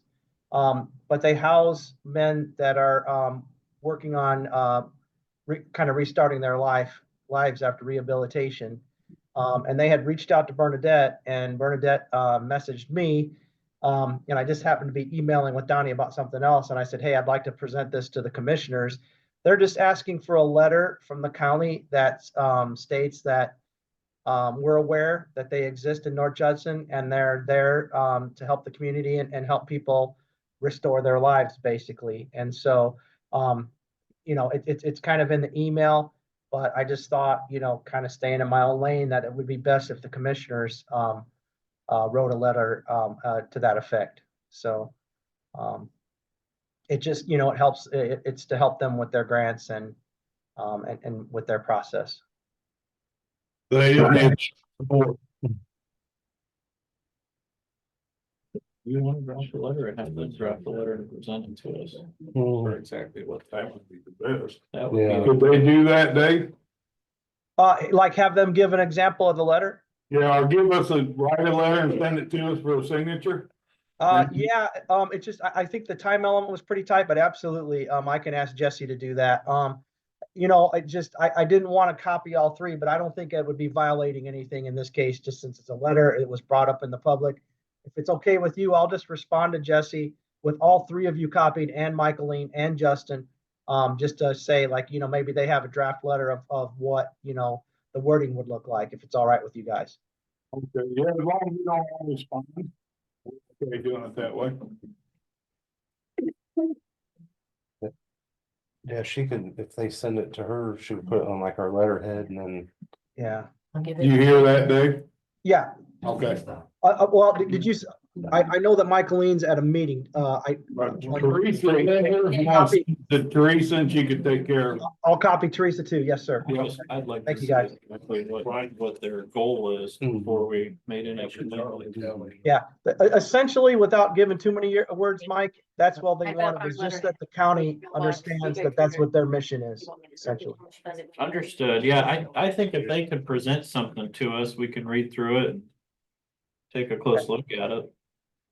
Okay. Okay with you guys? Yeah. And then we want to decide what to put on. Yeah.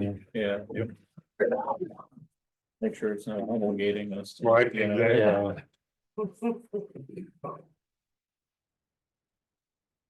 All right, then we got approve the meeting minutes from 1/21/25.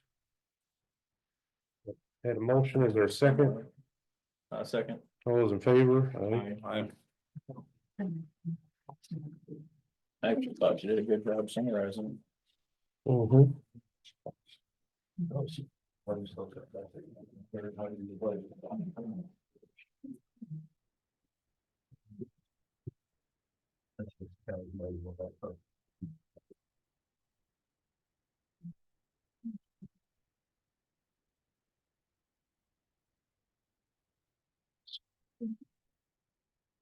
The payroll claims in the amount of $330,592.73. Make motion, is there a second? Second. All those in favor? Aye.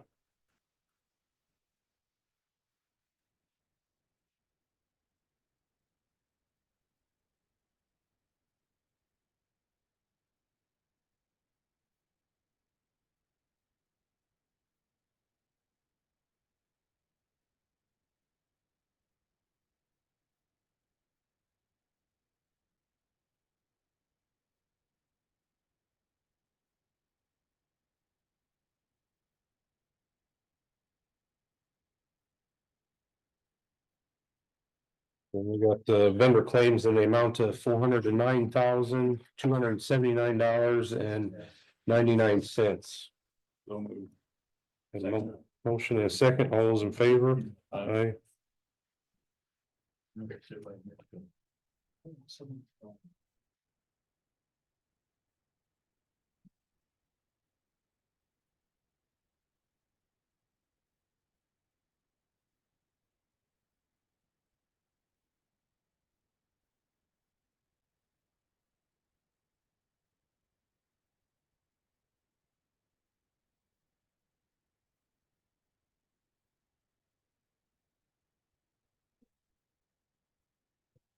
Anything else for this meeting? No, sir. Does anyone else got anything for just the commissioners? I'd like to make a motion to adjourn this meeting. Motion to adjourn. All in favor? It's freaking way down. I would more. I would prefer myself. Just. Yeah,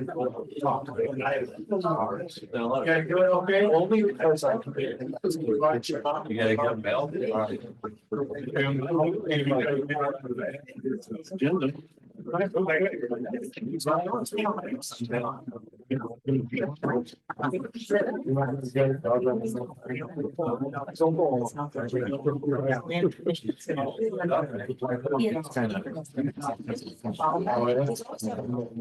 Well, I think a lot of plate, and that's what prompted the conversation. It's easy, it gets on the same days, so. Right after each other. I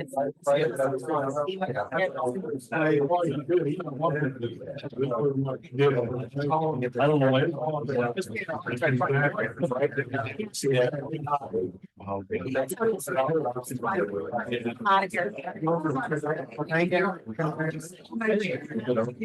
Enjoy Saturday. Thank you.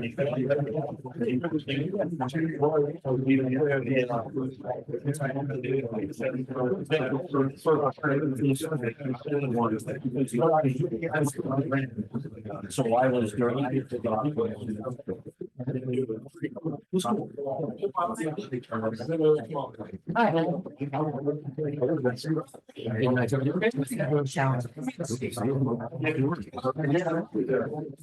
So my. Sent me a- sent it. It's not-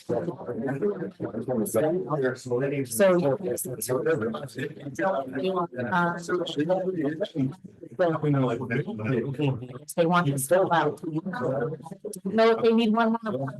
Send me this. Read it, reread it. I don't know. Yeah. 500. You might have voted it, but it has to be signed.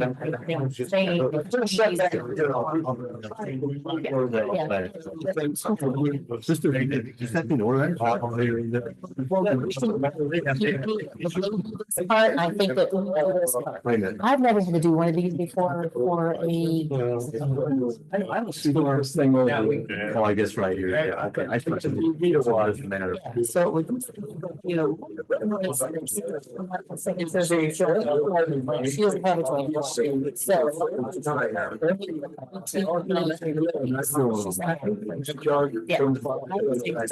And then. We already voted on it, right? Yeah, but I would go get the official thing. Yeah, do that, they have to please. get, because I've never. Okay. Okay, All right. thank you. Watching. Good, how you doing? Howard? Too bad. What about you guys? Hanging in there.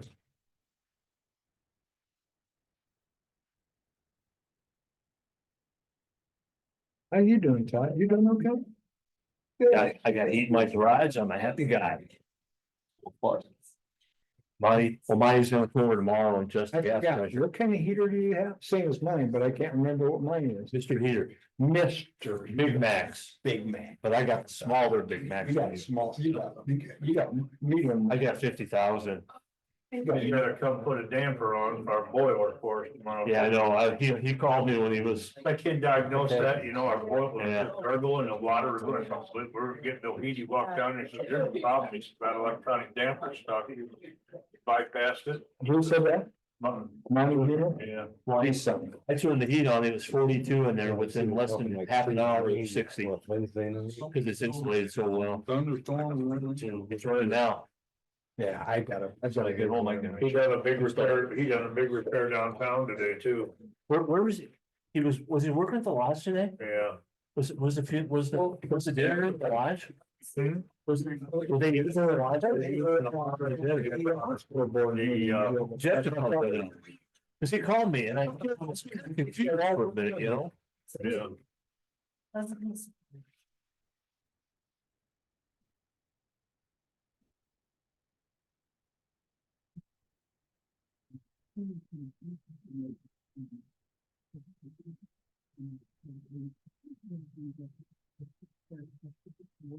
Yeah. Have you done any good? Have you guys found any good? Haven't heard it. Yeah. Agenda? Do we have another? I mean, there's only like one thing on it, right? Yes, well, we got a couple of things. I'm not the one that wants to speak. Yeah, I guess it's a. Thank you.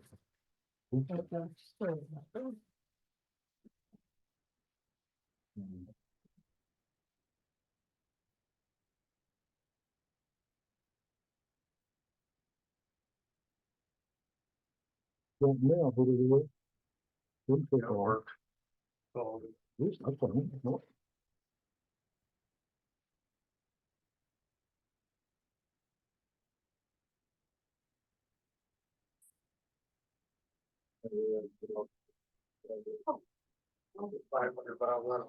Yeah, I know, now it's being filmed. Well, that's price on that new home. Everybody ready? Ready, Charlie? Go ahead and call meeting order. Pledge allegiance to the flag of the United States of America and to the republic for which it stands, one nation, under God, indivisible, with liberty and justice for all.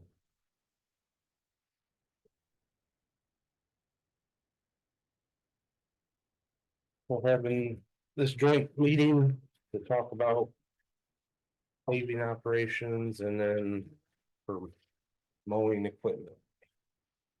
Yeah, so, I asked you guys to meet in a joint session because I think I am, and maybe some other people are very confused as far as where I'm supposed to move forward in my paving operations for 2025. So I'll just go ahead and summarize the handout that I just gave you. In the 2024 paving season, it costs about $50 per ton to make cold mix asphalt. We've not received our oil prices yet this year, so that amount could vary a little bit. This price is if we make it ourselves, but we no longer have the equipment to be able to make our own cold mix asphalt. The pug mill machine will be going in the auction this year, but I am keeping the generator for that department. If we were to have Central Paving make our cold mix asphalt, the process would look like this. Central Paving would provide a pug mill, a loader to charge the pug mill, and a stacker for the finished product. Central Paving will have two guys on site, one running the pug mill and the other running the loader. Central Paving charges an application fee by the gallon. This is based off of the transport delivery ticket. So their mixing fee is 32 cents per gallon. Of course, the county will need to have the stone and sand stockpiled before they arrive. The cost to make the tonnage for about 15 to 20 miles, depending on how deep you lay the asphalt, will be around 47,000. Paving cost for material only is having the highway department pay for our equipment is about $64,750 per mile. That's for the material only. This does not include the cost to make the cold mix asphalt from Central Paving. This is only based on the $50 per ton making the cold mix ourselves. Labor for paving operation held by the highway department is about $382 per hour. This is based on 15 employees.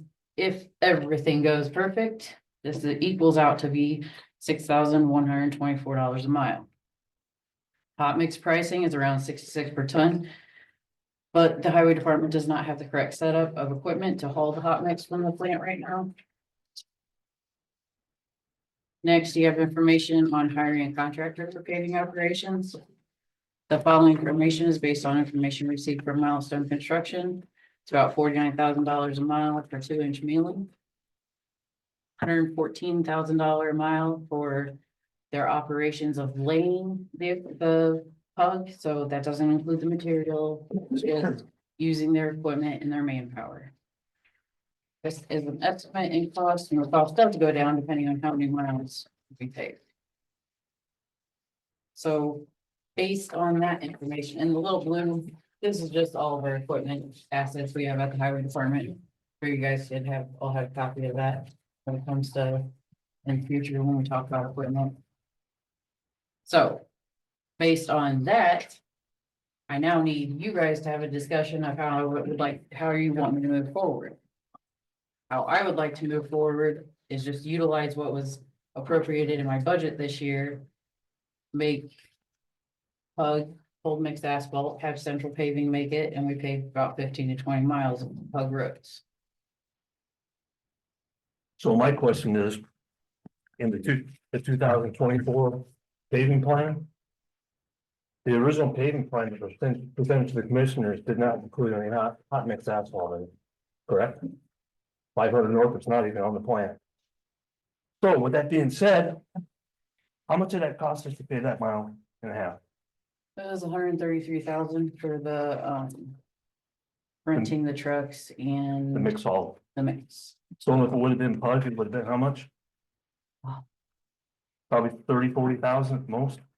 $64,000 per mile, 6,000 on the material per mile, so under 100,000. Okay, were we making Pug at that time? We were not making Pug at So- that time.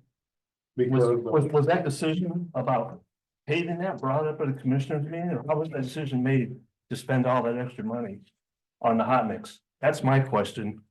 We need to all be on the same page here. So how was that decision made?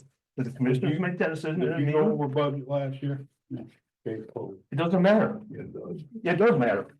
Because we want to get what we're paid for, what we're paying for. Exactly. So who made the decision to pay that extra to put hot mix down? It was a discussion with the commissioner over the garage at that time because we stopped making Pug. So Well, one commissioner has the right to spend that extra money without permission from the rest of the board? Did all the commissioners decide to stop? No. making Pug? Did all the commissioners know we stopped making Pug? Yeah. Did you go around the meeting? It don't matter. Who did? Well, you guys they- talk about it, right? Is- To put this. Yeah. This is about money. This is about money. She This said, is what we're doing. I was in charge of garage. It doesn't matter. Yeah, it is.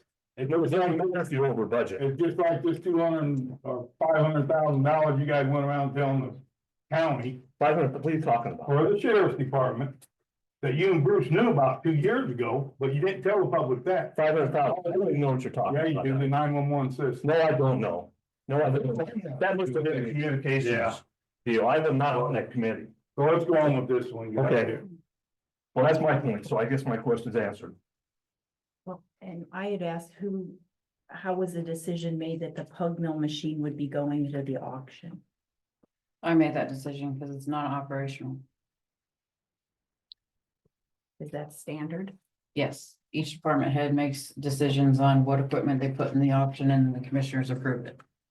So the commissioners approved that Pug mill machine going to the auction? The commissioners were just given the list of the auction as requested last Friday. So it is now up to them as far as what equipment they are gonna put in the auction and what they're not going to put in the And auction. what if they don't put the Pug mill in the auction? Then it's gonna stay at the highway department as non-operational. You can no longer run that Pug mill machine.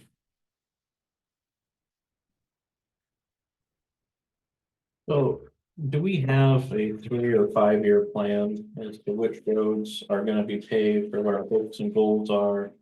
And do we know where in 2026 we are hoping to be with our Pug operation? And I understand there's a couple other operations that neighboring counties are using that we just haven't explored yet. I would love to have a 3 or 5 year plan. I used to have a 3 or 5 year plan, but it kind of went up.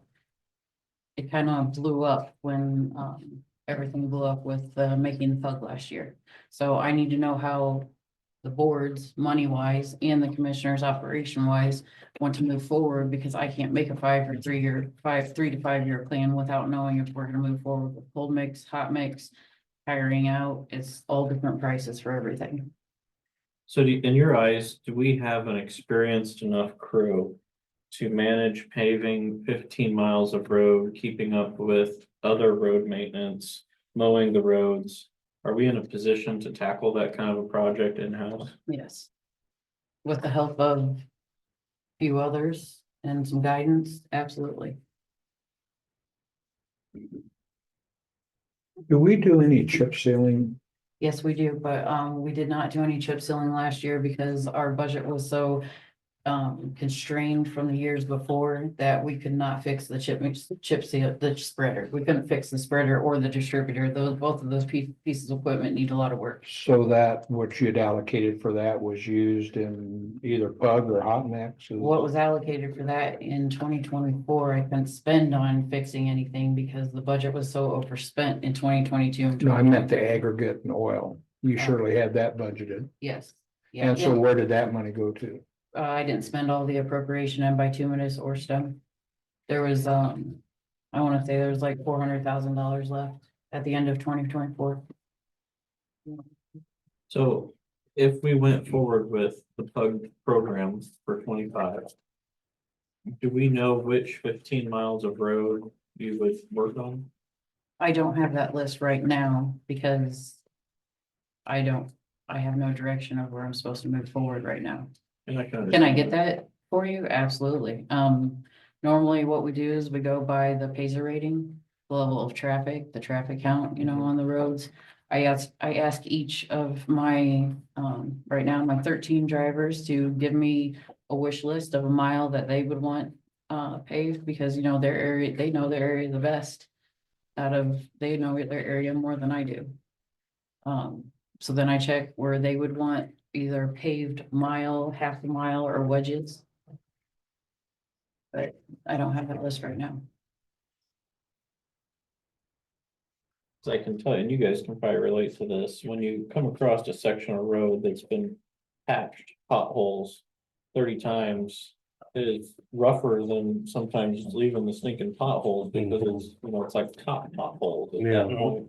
And I understand that there's a wedging procedure. You guys can come in and grind out a 200-foot section of the road and go in and repair it.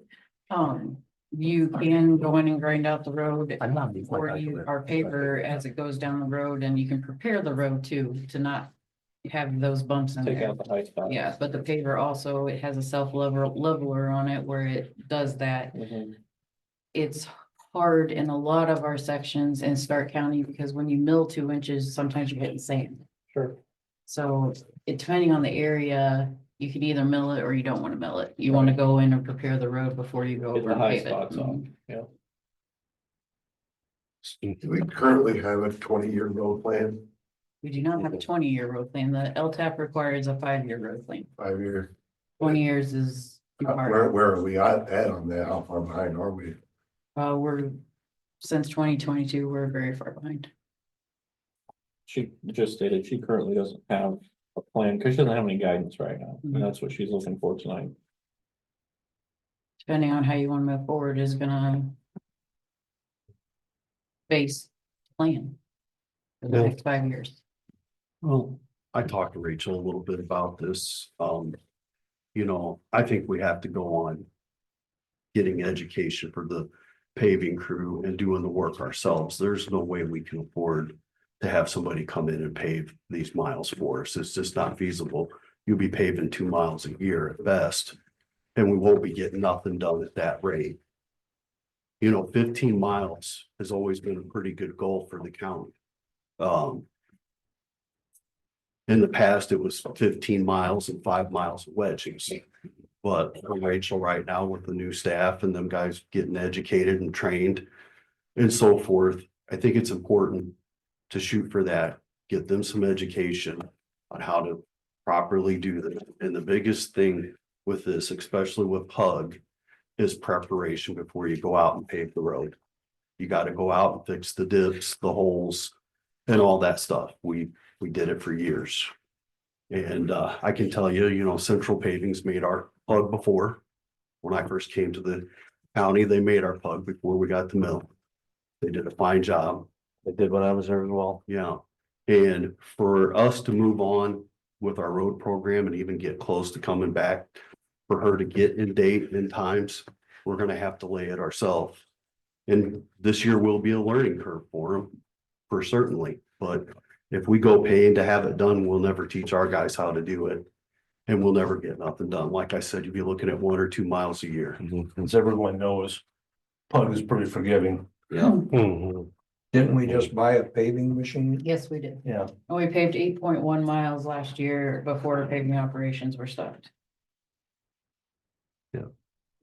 Probably could have paid 12 or 13 if we wouldn't have done the hot mix. We could have probably done, If we had the pub to make it. So- Yeah. yeah, if we had the plug, then we could have done 15. So I talked to USA down south and I was in, and I talked, mentioned Mike and Charlie. They will let you put the plug out there for $1 a year. They will at least. You can have your people come in and make, whoever you were saying could make it. I don't understand why we have to store it out there when it's a non-hazardous material, why it can't be stored at the highway department where Exactly. all the other highway departments stores their pug, but. If that's what you want me to do, we are gonna have to spend a lot of time hauling the sand and stone to that location to have the pug made.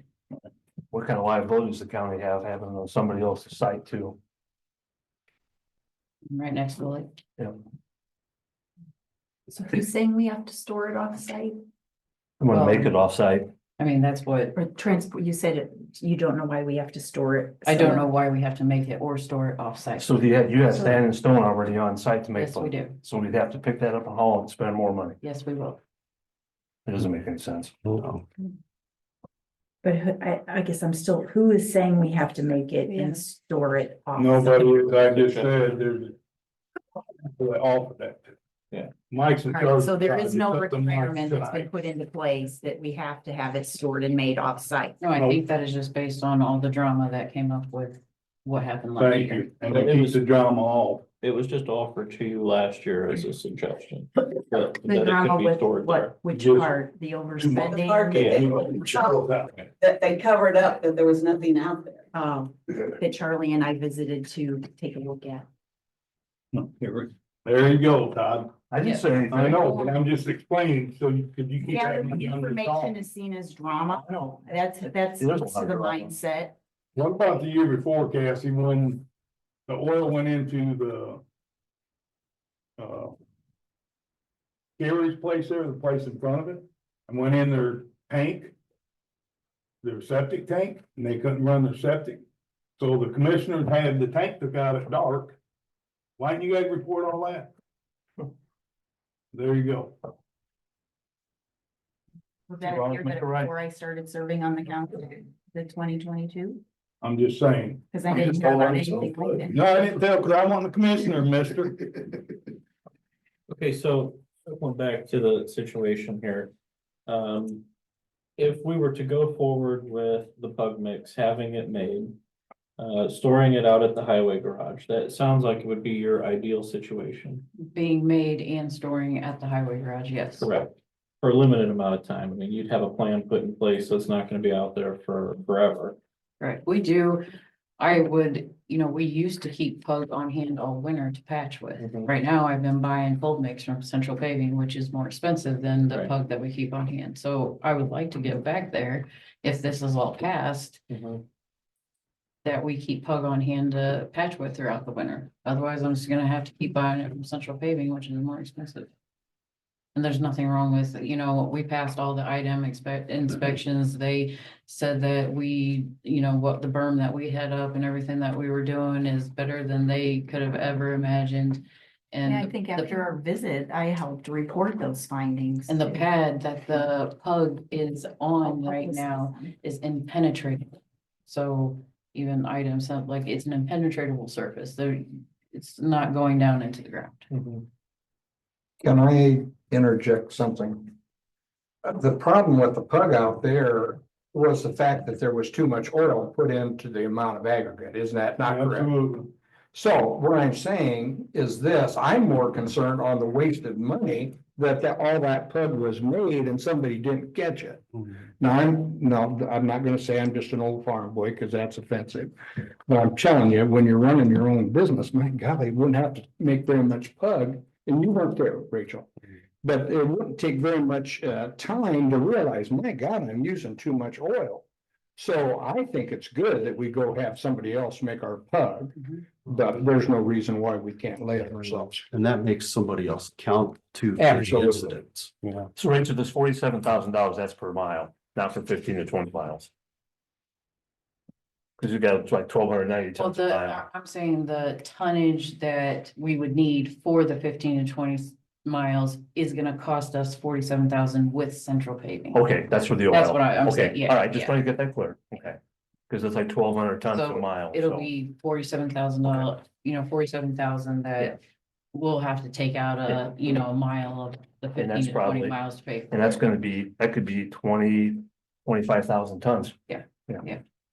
You got all the solar roads this year, you got, Well, once, well, I'm just saying, that Yeah. many more miles. so why don't we just bring that up? But that's on the solar company's dime, right? No. Right? Well, the material. So. Before Just keeps getting better. all of this, Mammoth wasn't required to, the first solar company that came in here, they were only required to pay the Pazer difference of the roadway. They were not required to pave the roads like NextEra did. That was not in their road use agreement. So. So have they done that? So they offered, we did the Pazer ratings, hired the consultant, did the Pazer ratings. The difference in the Pazer ratings is about $260,000. Well, that's not gonna do anything. So the Indiana Economic Development Foundation in Indianapolis, the home office, they have a grant available to the solar companies that they put money into the infrastructure in the counties that have solar. So I applied for that grant for $1.2 million to repave all the roads in Mammoth, and without it costing us anything other than the labor. They would basically be paying all the materials. We So would the be grant is to the county, not the solar. Well, the solar has to agree that, yes, they can use this portion that we were allotted by the Indiana Economic Development Foundation to this county to do this infrastructure project, whatever it is, So we're in turn still paying to pave the solar roads. through labor, yes. Yeah. But it was not, I can laugh all I want. it was not in Mammoth's Yeah. road use agreement in the first place to repave it was not their responsibility to repave the roads. So there's actually been 3 different road, Yes. right? Yes. That one? Mammoth was the very first. Right, the next term, they did it, Mhm. okay, and then Hoosier. Hoosier. How's that gonna work? I haven't, Hoosiers. We haven't done that yet. Yeah. Yeah. And of course, NextEra is done Yeah. theirs. Yeah, So did you get the grant, Rachel? They're still reviewing it, and it's Okay. kind of put on hold depending on what is all happening here tonight.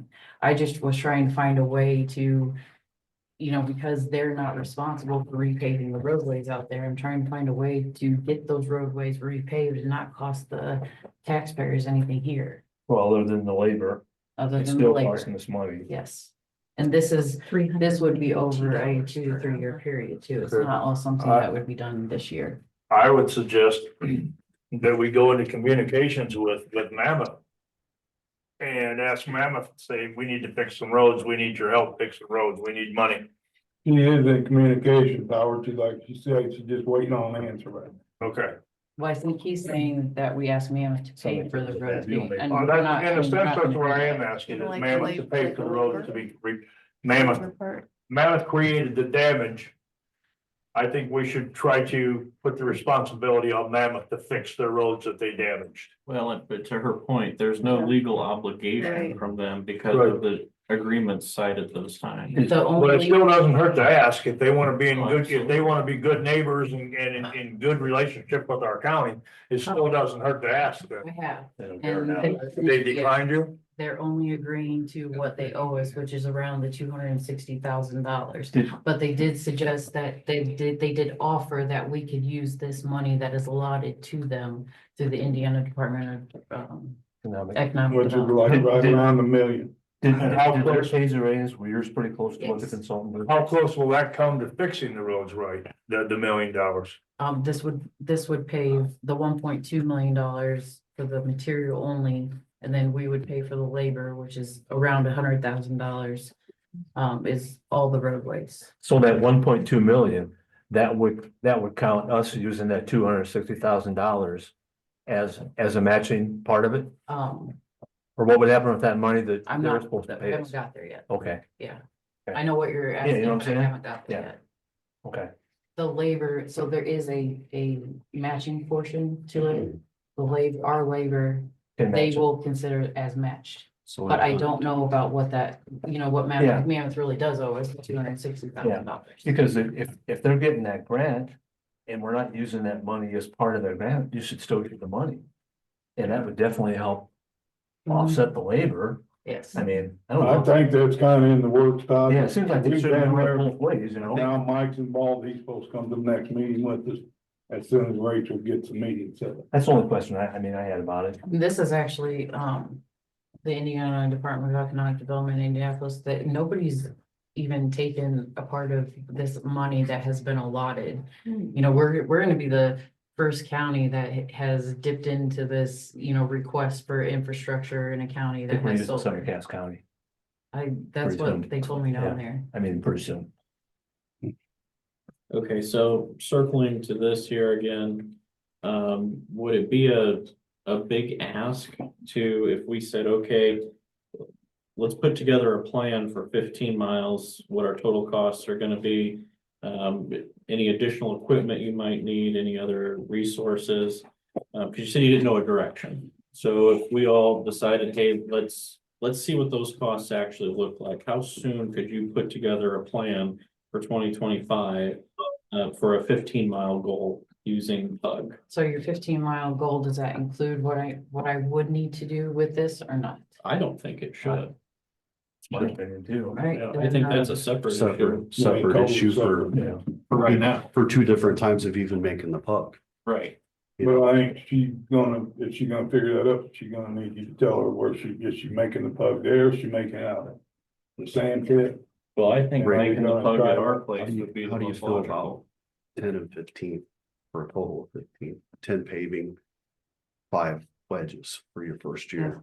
I think, honestly, I think it'd be a more realistic goal for you guys. Yeah, I mean, I can have, 10, that's 5. easy. I can have that next. meeting. Pave 10 miles and wedge 5 for a total of 15. You want to put together a 2025 plan would everybody kind of be in agreements with that? Kind of having that scope of work? Yeah, and does that include if I would need, any equipment? Well, that would be the next portion of that, is we need to know if you need additional equipment. You'd ask for a trailer and a roller. Didn't you not have that money anyhow? I have money for the roller for sure. But not the Trailer, yeah, I have money for the trailer. The roller can't be fixed at the shape it's in with the water system. Cause you don't need a gigantic roller to do PUD. It's way different than hot mix. And our, It's way different. our big roller that we have now is too big. For I'm pump. thinking that. How many ton roller is it? It's big. I mean, how many ton though? It's bigger than the ones that I brought to be quoted. Okay, the biggest roller they make is like a 10 ton. That's what they use. That's what we used all the time when I was out there. It's just, our roller is, it's tired. So every time it goes out to a job, you have to fix it. And we spend hours and hours fixing the roller to be able to continue our paving. What year was that operations. roller? Was that like a 2017 or something?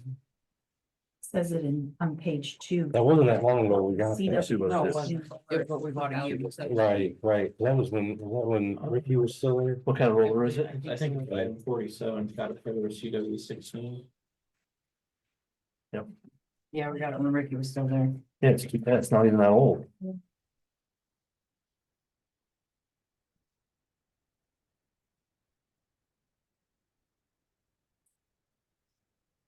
Is it?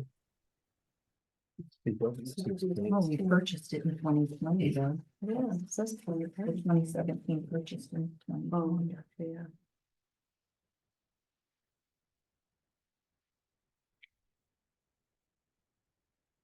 Well, that roller, that's pneumatic tire roller. You still have the rubber tire roller? Oh, yeah, it's in the warehouse. Yeah, that's where CW16 is. You got two here. This is Yeah, your rubber got tire that. roller and this is the Yeah. CW. But a CW16 is a rubber tire roller. Yeah, and so that's not even the roller. It's not the correct one. It's a wrong number. The number must have got Switch. Switched, yeah. Yeah. So it could be this, the other all pneumatic.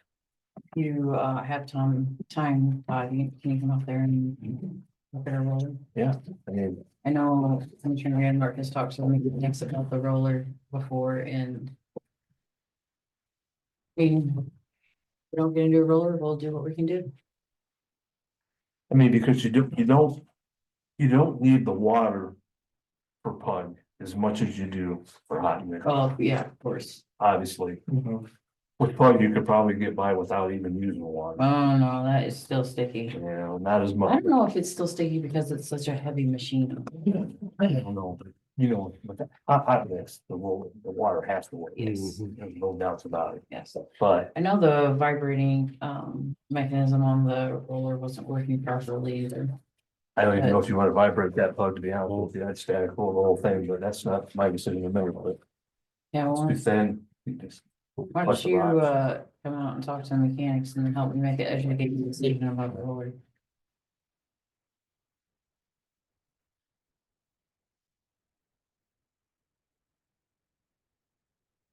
So you say in 2 weeks you could have a plan with that scope? Yeah, the what roads that we're gonna pave? Yeah. Yeah. Any equipment, any additional resources that would be required to accomplish that goal?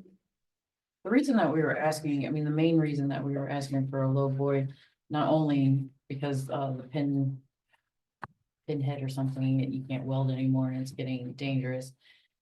When we move equipment, we have to move it separately. We're looking for more of a low void that will hold the paver and the roller to make it easier to move all the equipment throughout the county. You know, we have a lot of miles that we travel from one spot to another, and we try to keep our paving operations in a line so that we're not going north, south, and then back north. You know, we try to keep it so that we're moving as quickly as possible. My only concern is I know that our budget's not huge.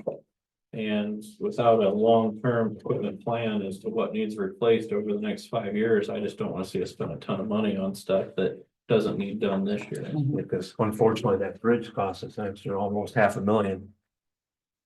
I believe they closed yesterday. Did they? Mhm. So Today, there's did they something we close have it to take today? into consideration too, instead of spending like a bunch of drunken sailors. Well, it's, the paving equipment is coming from a different fund than. Yeah, I the know it is, but bridges. still, you know, we still had to dish all that money out, and that takes away from something else. That's all I'm saying. Stuff you're talking about,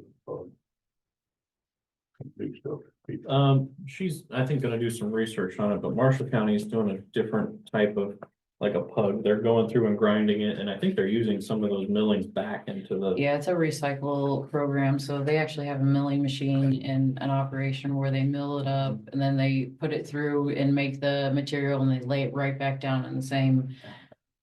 Which that would, I mean, we'd have to invest money into machinery for that, but Cass County does something very similar to a lot of counties are going to that. that. In Plastic County, they do blade mix. Yeah. They make pug like in place, and they have done that for years and years and years. Majority of our roads are double chip. I was just gonna ask about the chip seal program. I realize we're talking about PUG, but I'm curious to how many miles of chip seal you plan on doing next year also. And This year? does Central paving still put the oil down, or do we put our own oil down, or? Historically, I mean, I don't know what was happening in 2022, 2023-ish, but we have our own distributor truck and it's not that old. It just has not been maintained properly for the past couple of years, so it needs some work. And I also I know the chip spreader needs work too, and we have to get out and start chip sealing because there are pug roads out there that were done in 2022 that haven't even been chip sealed. Yeah. And those should have been chip sealed last year. So my question is, how many miles of chip seal do you kind of intend to do next year? 70? This or- year? Yes, this year. Well, tonight was the night that I needed for moving forward on all the operations. So how many miles were you thinking? Well, usually you can get done about 30 miles with the budget. We You can did do about 30 75. miles. Yeah, so that kind of throws me Yeah. along. So we're down to 30 or 35? I think with her paving operation, that's gonna be totally new and everything. 30's gonna be, by the time she does. We did it's gonna 15 be miles and back. 75 miles of paving, Yeah, when I you're know. with junk ass equipment. Man. Plain and simple. Okay, so could you present us a plan in 2 weeks? Would that be acceptable to everybody? Kind of This, sounds like we're all on, Yeah. getting to the same direction here. the sooner the better, I mean. My feeling is, I don't know how the rest of the council feels, but and I told Rachel this, I told you that too, Mike, that, you know, we're not gonna have something shoved down our throat and expect for us to vote on it in 5 seconds. Those days are over with. As far as I'm concerned. Yeah, I thought feel the same. we had to have an extra meeting just to appoint a person to a board. So I think out of a fairness to the taxpayers of the county, the fairness to us, we need time to digest, you know, how it's gonna affect us money wise. If it's gonna be able to be worked all within the budget the way it is now, then maybe it's not such a big deal. The machinery purchases are probably more pressing if you're gonna buy a roller and these things and a trailer. These are probably even more pressing than that's what we decide to do with the roads, because we can be flexible there. But machinery might not always be there. Because We still do have the limit on your spending. So if we have a limit on our spending, I'm wondering how we spent all that money on the hot mix without coming to the council for approval. We didn't have a limit on the aggregate. Well, then we may have to do that as well then. There you go. If there's, these other counties are going through that or moving towards that system you were talking about with it, the milling and then putting the hug down on the milling, is that? what Well, you're saying? they actually, it's like a reclaimer.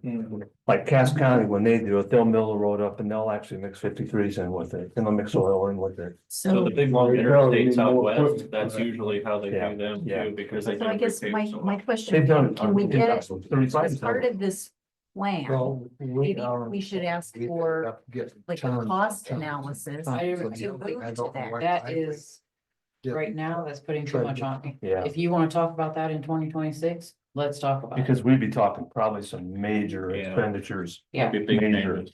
But Is if that the there's a long long, stop? if there's a long-term savings, I mean, the other counties they must be going towards it because they're gonna realize the savings. I agree, So how but long that would is it not take to something that you recoup the can't put on it, cost? on me I for don't know this what year. I don't know what the So license. if you had millings out there, Hmm? you could mix it with your project. If you had millings at the garage. Which we do, we have millings at the garage, but it's. been Because so long that I you gotta know grind them up our again. farm has got a lot of millings. Mhm. Millings Did- are, Did they put millings in the PUD? Did you put millings in the PUD? no, No? Oh, you can't. Okay. no, Well, you can. we, I thought- only 11s and sand. That's what we make our pug with. I think the biggest problem she'll run into, Todd, with that here in Stark County is all the double chip seal roads that we have here that we consider to be paved roads. Well, they're even doing it. I mean, Cass County, they did it on dirt roads. I They mean, mixed everything back in. you're talking all right, a layer of 211s, you're talking that much. You know, some of those roads never should have been chip sealed. Right.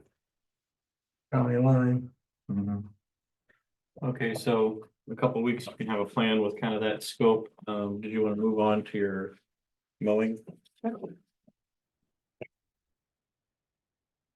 We're working with, Combines? Yeah. I know, a lot of the council members were out to view some of the brush chopper operations, which, I mean, we still need brush chopper, but that's a little more expensive. And mowing season is coming up, and to be able to get our mowing season, ahead of schedule, we do need to purchase some mowers. So I have been working with Commissioner Wienermark as far as the models, getting quotes, and actually moving away from a mowing desk and getting a flail mower. Do a much better job. So, they're much cheaper too. So a flail mower, is inexpensive to fix. It lasts, I've talked to Fulton County and LaPorte County, they love their flail mowers.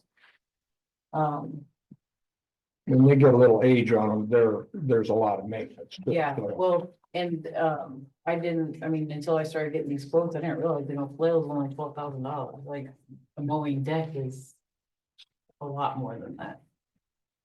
I do have a gentleman here from Kubota. Do you have any questions about the Kubota? But that seems to be the way to go with. Well, this is source well. Flail mowers Yes. fit on the tractor. Hmm? Flail mowers fit on the tractor. You got one? There's no tractor that I could use now with the float. So I have three closed cabs. Those tractors are fine. John Deere, they're good to go out there. If it's 2 John Deeres and 1 New Holland. We have 4, 3 working open cabs that we can no longer use. Yeah, they were 1996s or 90s. I was there when we bought them. We normally have between 5 and 6 mowers out during the season. We have 1 New Holland that used to be a brush chopper that could fit a flail, but we're gonna have to put a lot of maintenance and work into that New Holland. And that's gonna take up a lot of our money if, you wanna move that way, so. I have the money in LRS to do this, money's there. So since it's a source well, you only have the, obviously, you're making a quote. Right. But is Kubota the only one in source well? No, New Hollands are in This source one well. right here, source well, right there. All of Okay, them. okay. Okay, I'm sorry, I didn't see that. They may not have, said it on their quote, but they are also. No, oh, here it is, Mike, okay, sorry. I was looking at the combine.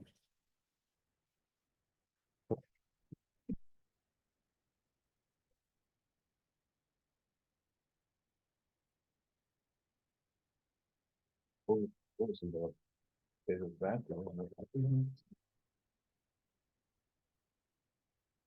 Rachel, I want to explain to the board, and I don't know, I don't see her name on any of these papers, but my daughter sells this type of equipment, and I know that she has given you bids. Yes. And I don't know if she's involved in any of these bids, so I will abstain from voting on this project. She had.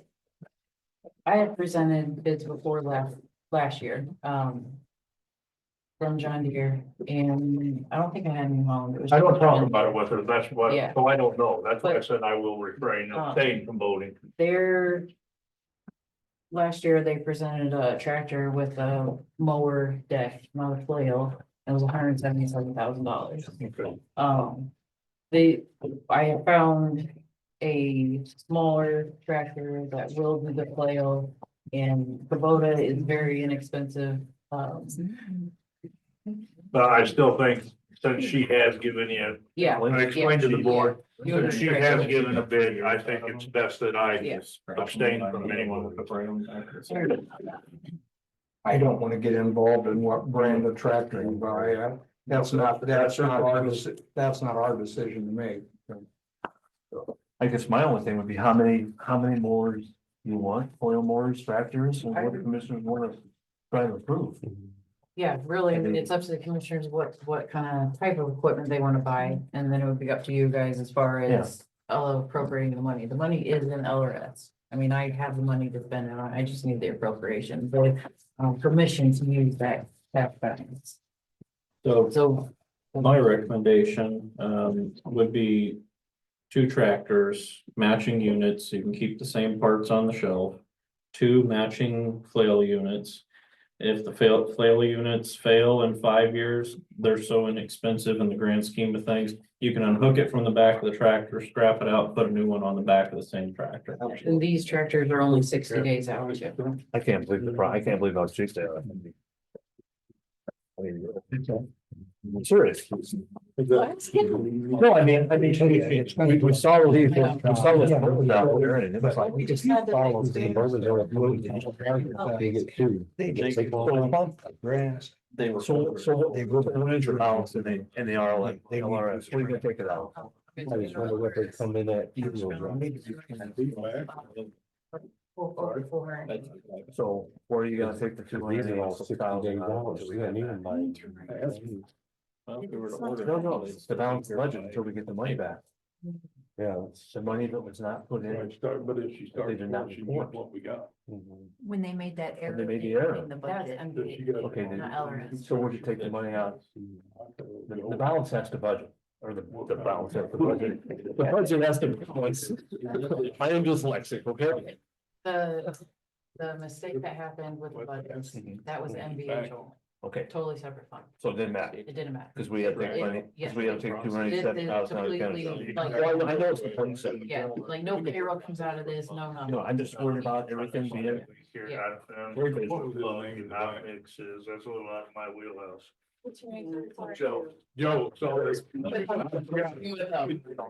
On these tractors, the four-wheel drive, yes, do you have a two-wheel drive with the same power?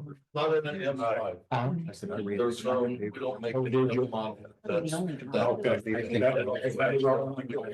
Okay, thank you. Getting out, yelling. The new Holland, you can do it with the same size drive. It's really Yeah.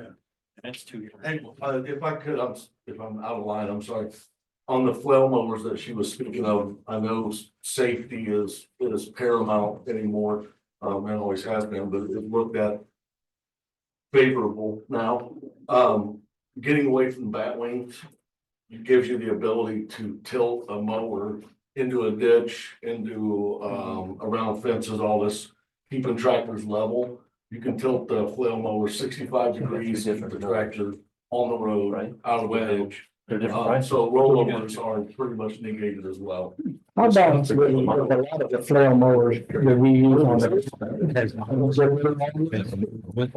When I start. We just have all the safety. One tractor and two flails. Using a flail on one of our overnight, and that's what I was wondering. So this is one tractor, two flails. And there's A flail that we can use on one tractor. Here we go. And but I don't want that because that tractor, we're have to put a lot of money into that tractor. Make it work. This must be a flail, yeah. Yeah, so this is the flail for that bigger tractor that we have. Okay. That, the 12,000 is the flail that will fit this machine. Hmm. One for the bigger tractor out there now, you don't want. I don't want, and that, there's so much work that's gonna have to be put into that tractor. That's the one. Yeah, he's all got the. This is the one that I think Right? Well, no. our Ford. 70,000. No. Two different mowers. Oh, okay. I'll take that. Oh, okay, yeah. This is the one that we're kind of deciding on. That's the one with the R4 tires. The other one, which surprised me, because I thought the R4 was good, but it's better on the road. We have a little. I couldn't move. So Let me make so sure. which mower would you take with these? Because there's two different mowers, right? What do you think the There's R4? 72-inch offset or 78. $1,500 worth of difference. You have that marked, like, it must be that. So this was. Just 12,000 will come off of We it. were, on the 14,000 come off that. We're playing around with the idea of buying the 14,000 flail and putting on it on an existing tractor. And then what about this one? Put the other one on it? So the 14,000, so So it would be minus the 14,000. All right, so it'd be, yeah, so it'd be like 73. Yeah, okay. Were we- I had to do the quote that. Yeah, way that's fine. Because I couldn't do just the mower. Yeah, that's fine. The R4 tires, so that's something. So where are you at? we didn't want. Well, We're out of I was talking to Charlie. We have location of the- I'm out of law. And that's this one, if you wanted the R4 tires. Right? This should be with. Yeah, this is what, this is the R4 tires, this one here. But that's got the extra mower on it, right? But that would come on. Yeah, yeah. So it's Take like that. 73,000. With the mower, with the other mower. This county buying a tractor, Without the, when a That is farmer the goes to buy R4 a tires. tractor. With cab. without the steering extra wheel. Oh, flail. yeah, so yeah, I've never seen like. Yeah. Did you know Yeah, that? this way. When a farmer goes to buy a new tractor, the steering wheel Here it says. and the seat are optional. Because most farmers have lost the fence and don't know which way to turn. They probably all got rocks, maybe. Every one of them says that, roll over. That's- Just want to clarify. Yeah, we've got a lot. Take off, then we get take off the 14,000. So. 73,000. Yeah. Hell, I so it think I comes got out to be the same as. You probably do. I planted. Or same as that. I got it. No, I didn't. Let me have this right there. Yeah, see this one, because I. 73,760. This one's 74,61. This is where 73,716. So these, this should be your I must have stopped. So you can get rid of it. Well, there must be something different. There's one that's like this, and then there's, like, I got that one, and then there's this one, so. Yeah, right. There's something different about this too. So This price, if you take 14 off, it comes out the same. Specs on Exactly. everything. Is that also a copy of what? Because the parents, that different? you know, no, these are all. It's not- That one's 76. And this one's 73. This is the one. Yeah. that you said. So you can get out of it. Yeah, the one I'm looking at, right? So like that, I don't know. Yeah. So. Yeah. So we- More on top of that. You know, I like.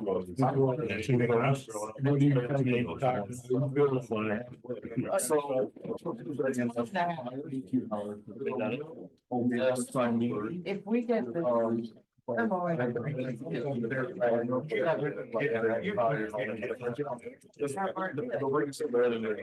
do that is we did it about this month, so closer together.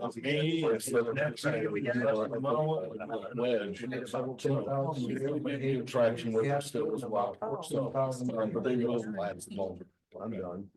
Now, if we buy two of these. The jelly bean. About every other year. This is all so you can buy one or 100. This is also a swell bedding, so it's. Always been too wet. So is there a quote number on this? No, it is. I ran us the flash a picture. of Yeah, it. that's how we got. In 1963, we traded off 2 John Deere's for a 18. And we're gonna auction off your equipment, but we can put that money towards these two. If the council will allow it, that, yes, yes. That would make sense. Well, they have to appropriate this money anyways tonight, so what they could say in the motion is that the auction, our auction. Remember what I told you the other day? That I don't know if you, I don't know if you're in a situation. No, $150,000 decision in 5 minutes. It's just kind So of. Mr. Let's just do Right, this. are we making decisions? It's up to you. You guys are good. No, I mean, they haven't made a decision. Commissioners haven't made a decision yet. All right, so I'm gonna make the motion that we approve quote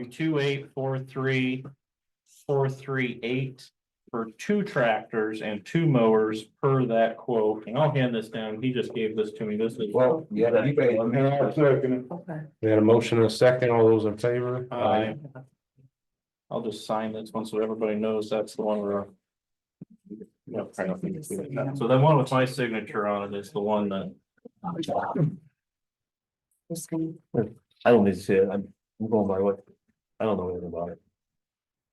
So he just updated that before he came, just so it was clear.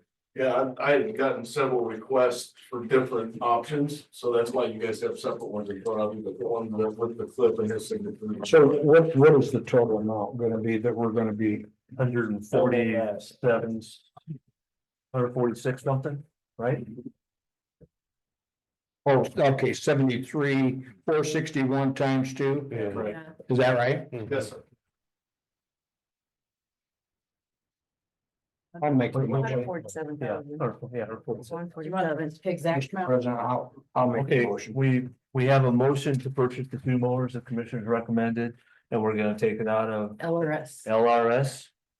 $146,923.46. I'll second it. Before, go ahead and second it. Discussion or a thought? Todd, We don't have to do it. Could you add this? They want to talk. That's okay, I'm talking right now. you asked, that's all, that's the only reason No, why. just a minute, I don't know if we wanted to add to that motion about putting the money back from the auction into that fund. I'll add that to my motion. Just for the tractors, Yeah. tractors are everything that we sell. Well, enough to make up the difference. Okay, so we have a motion, we have an amended motion. Purchase the tractors with the money from the sales going back in that fund to recoup the cost of the tractors if possible. Do we have a second? I'll second it. Okay, now, Dave, I'm sorry. I was just gonna ask, and I'm only asking, cause some of you know that I like orange, my tractor's, Kubota. But I was just asking about the John Deere quotes from before. I know they were gonna take the tractors in on trade, and I remember Bruce was pretty he thought it was a pretty good trade-in offer, and I know Bruce is a John. Yeah, compared to what we paid for them in 1996, they were still worth the buy. And I'm just in case it comes up later and somebody's digging through minutes or whatever, I'm just throwing that out there. Is this still a better deal, Mike, than the John Deere quote? If they sell them on the auction out there, you'd be lucky to get $2,200-$2,300. Well, like I said, I'm not trying to stall it out. I'm in favor of getting the equipment. I was just curious compared to the John Deere quote. I just remember a few people were pretty excited about that. I was just throwing that out there. So the John Deere quote, I mean, that tractor was $177,000. So, over 100,000 more. yeah, so Okay, getting the 30,000 for the trade-in for those tractors. still put 70,000 more. Price of one tractor.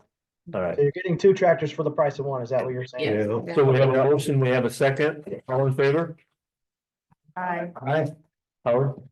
I still need to abstain. He's gonna Okay, abstain. I need to abstain, due to Okay. my So we passed 4-1 abstention, abstaining vote. Okay, there you go. Motion. Can I bring up Kelly just real quick? We adjourn our board or? I don't think so. I don't think, just take 1 second. I was handed this earlier. It's for me to sign. I just want everybody to know. It's a certificate of appointment who we appointed to the library board. I have to sign it as the president. I'm just letting everybody know that I'm gonna sign it. Okay, I'm done. Sorry. Motion to, Motion to adjourn? Second. all in favor? You guys need to adjourn. Yep. Do we have a motion to adjourn? Motion. We have to. Yes, second. We have a second. All in favor? Aye. Okay, I got to sign. We did. Who did? I don't know. I did. Okay, pass me. Who seconded it? This comes down to, I did. You seconded it. You know, any self-respecting might be here. I don't know. Did you hear my story? Then I'll just, you have to. Not very good. I promise. Nobody ever done it. No, nobody cares about that. So, you know, down here is about a new tractor. I'm sorry. New tractor.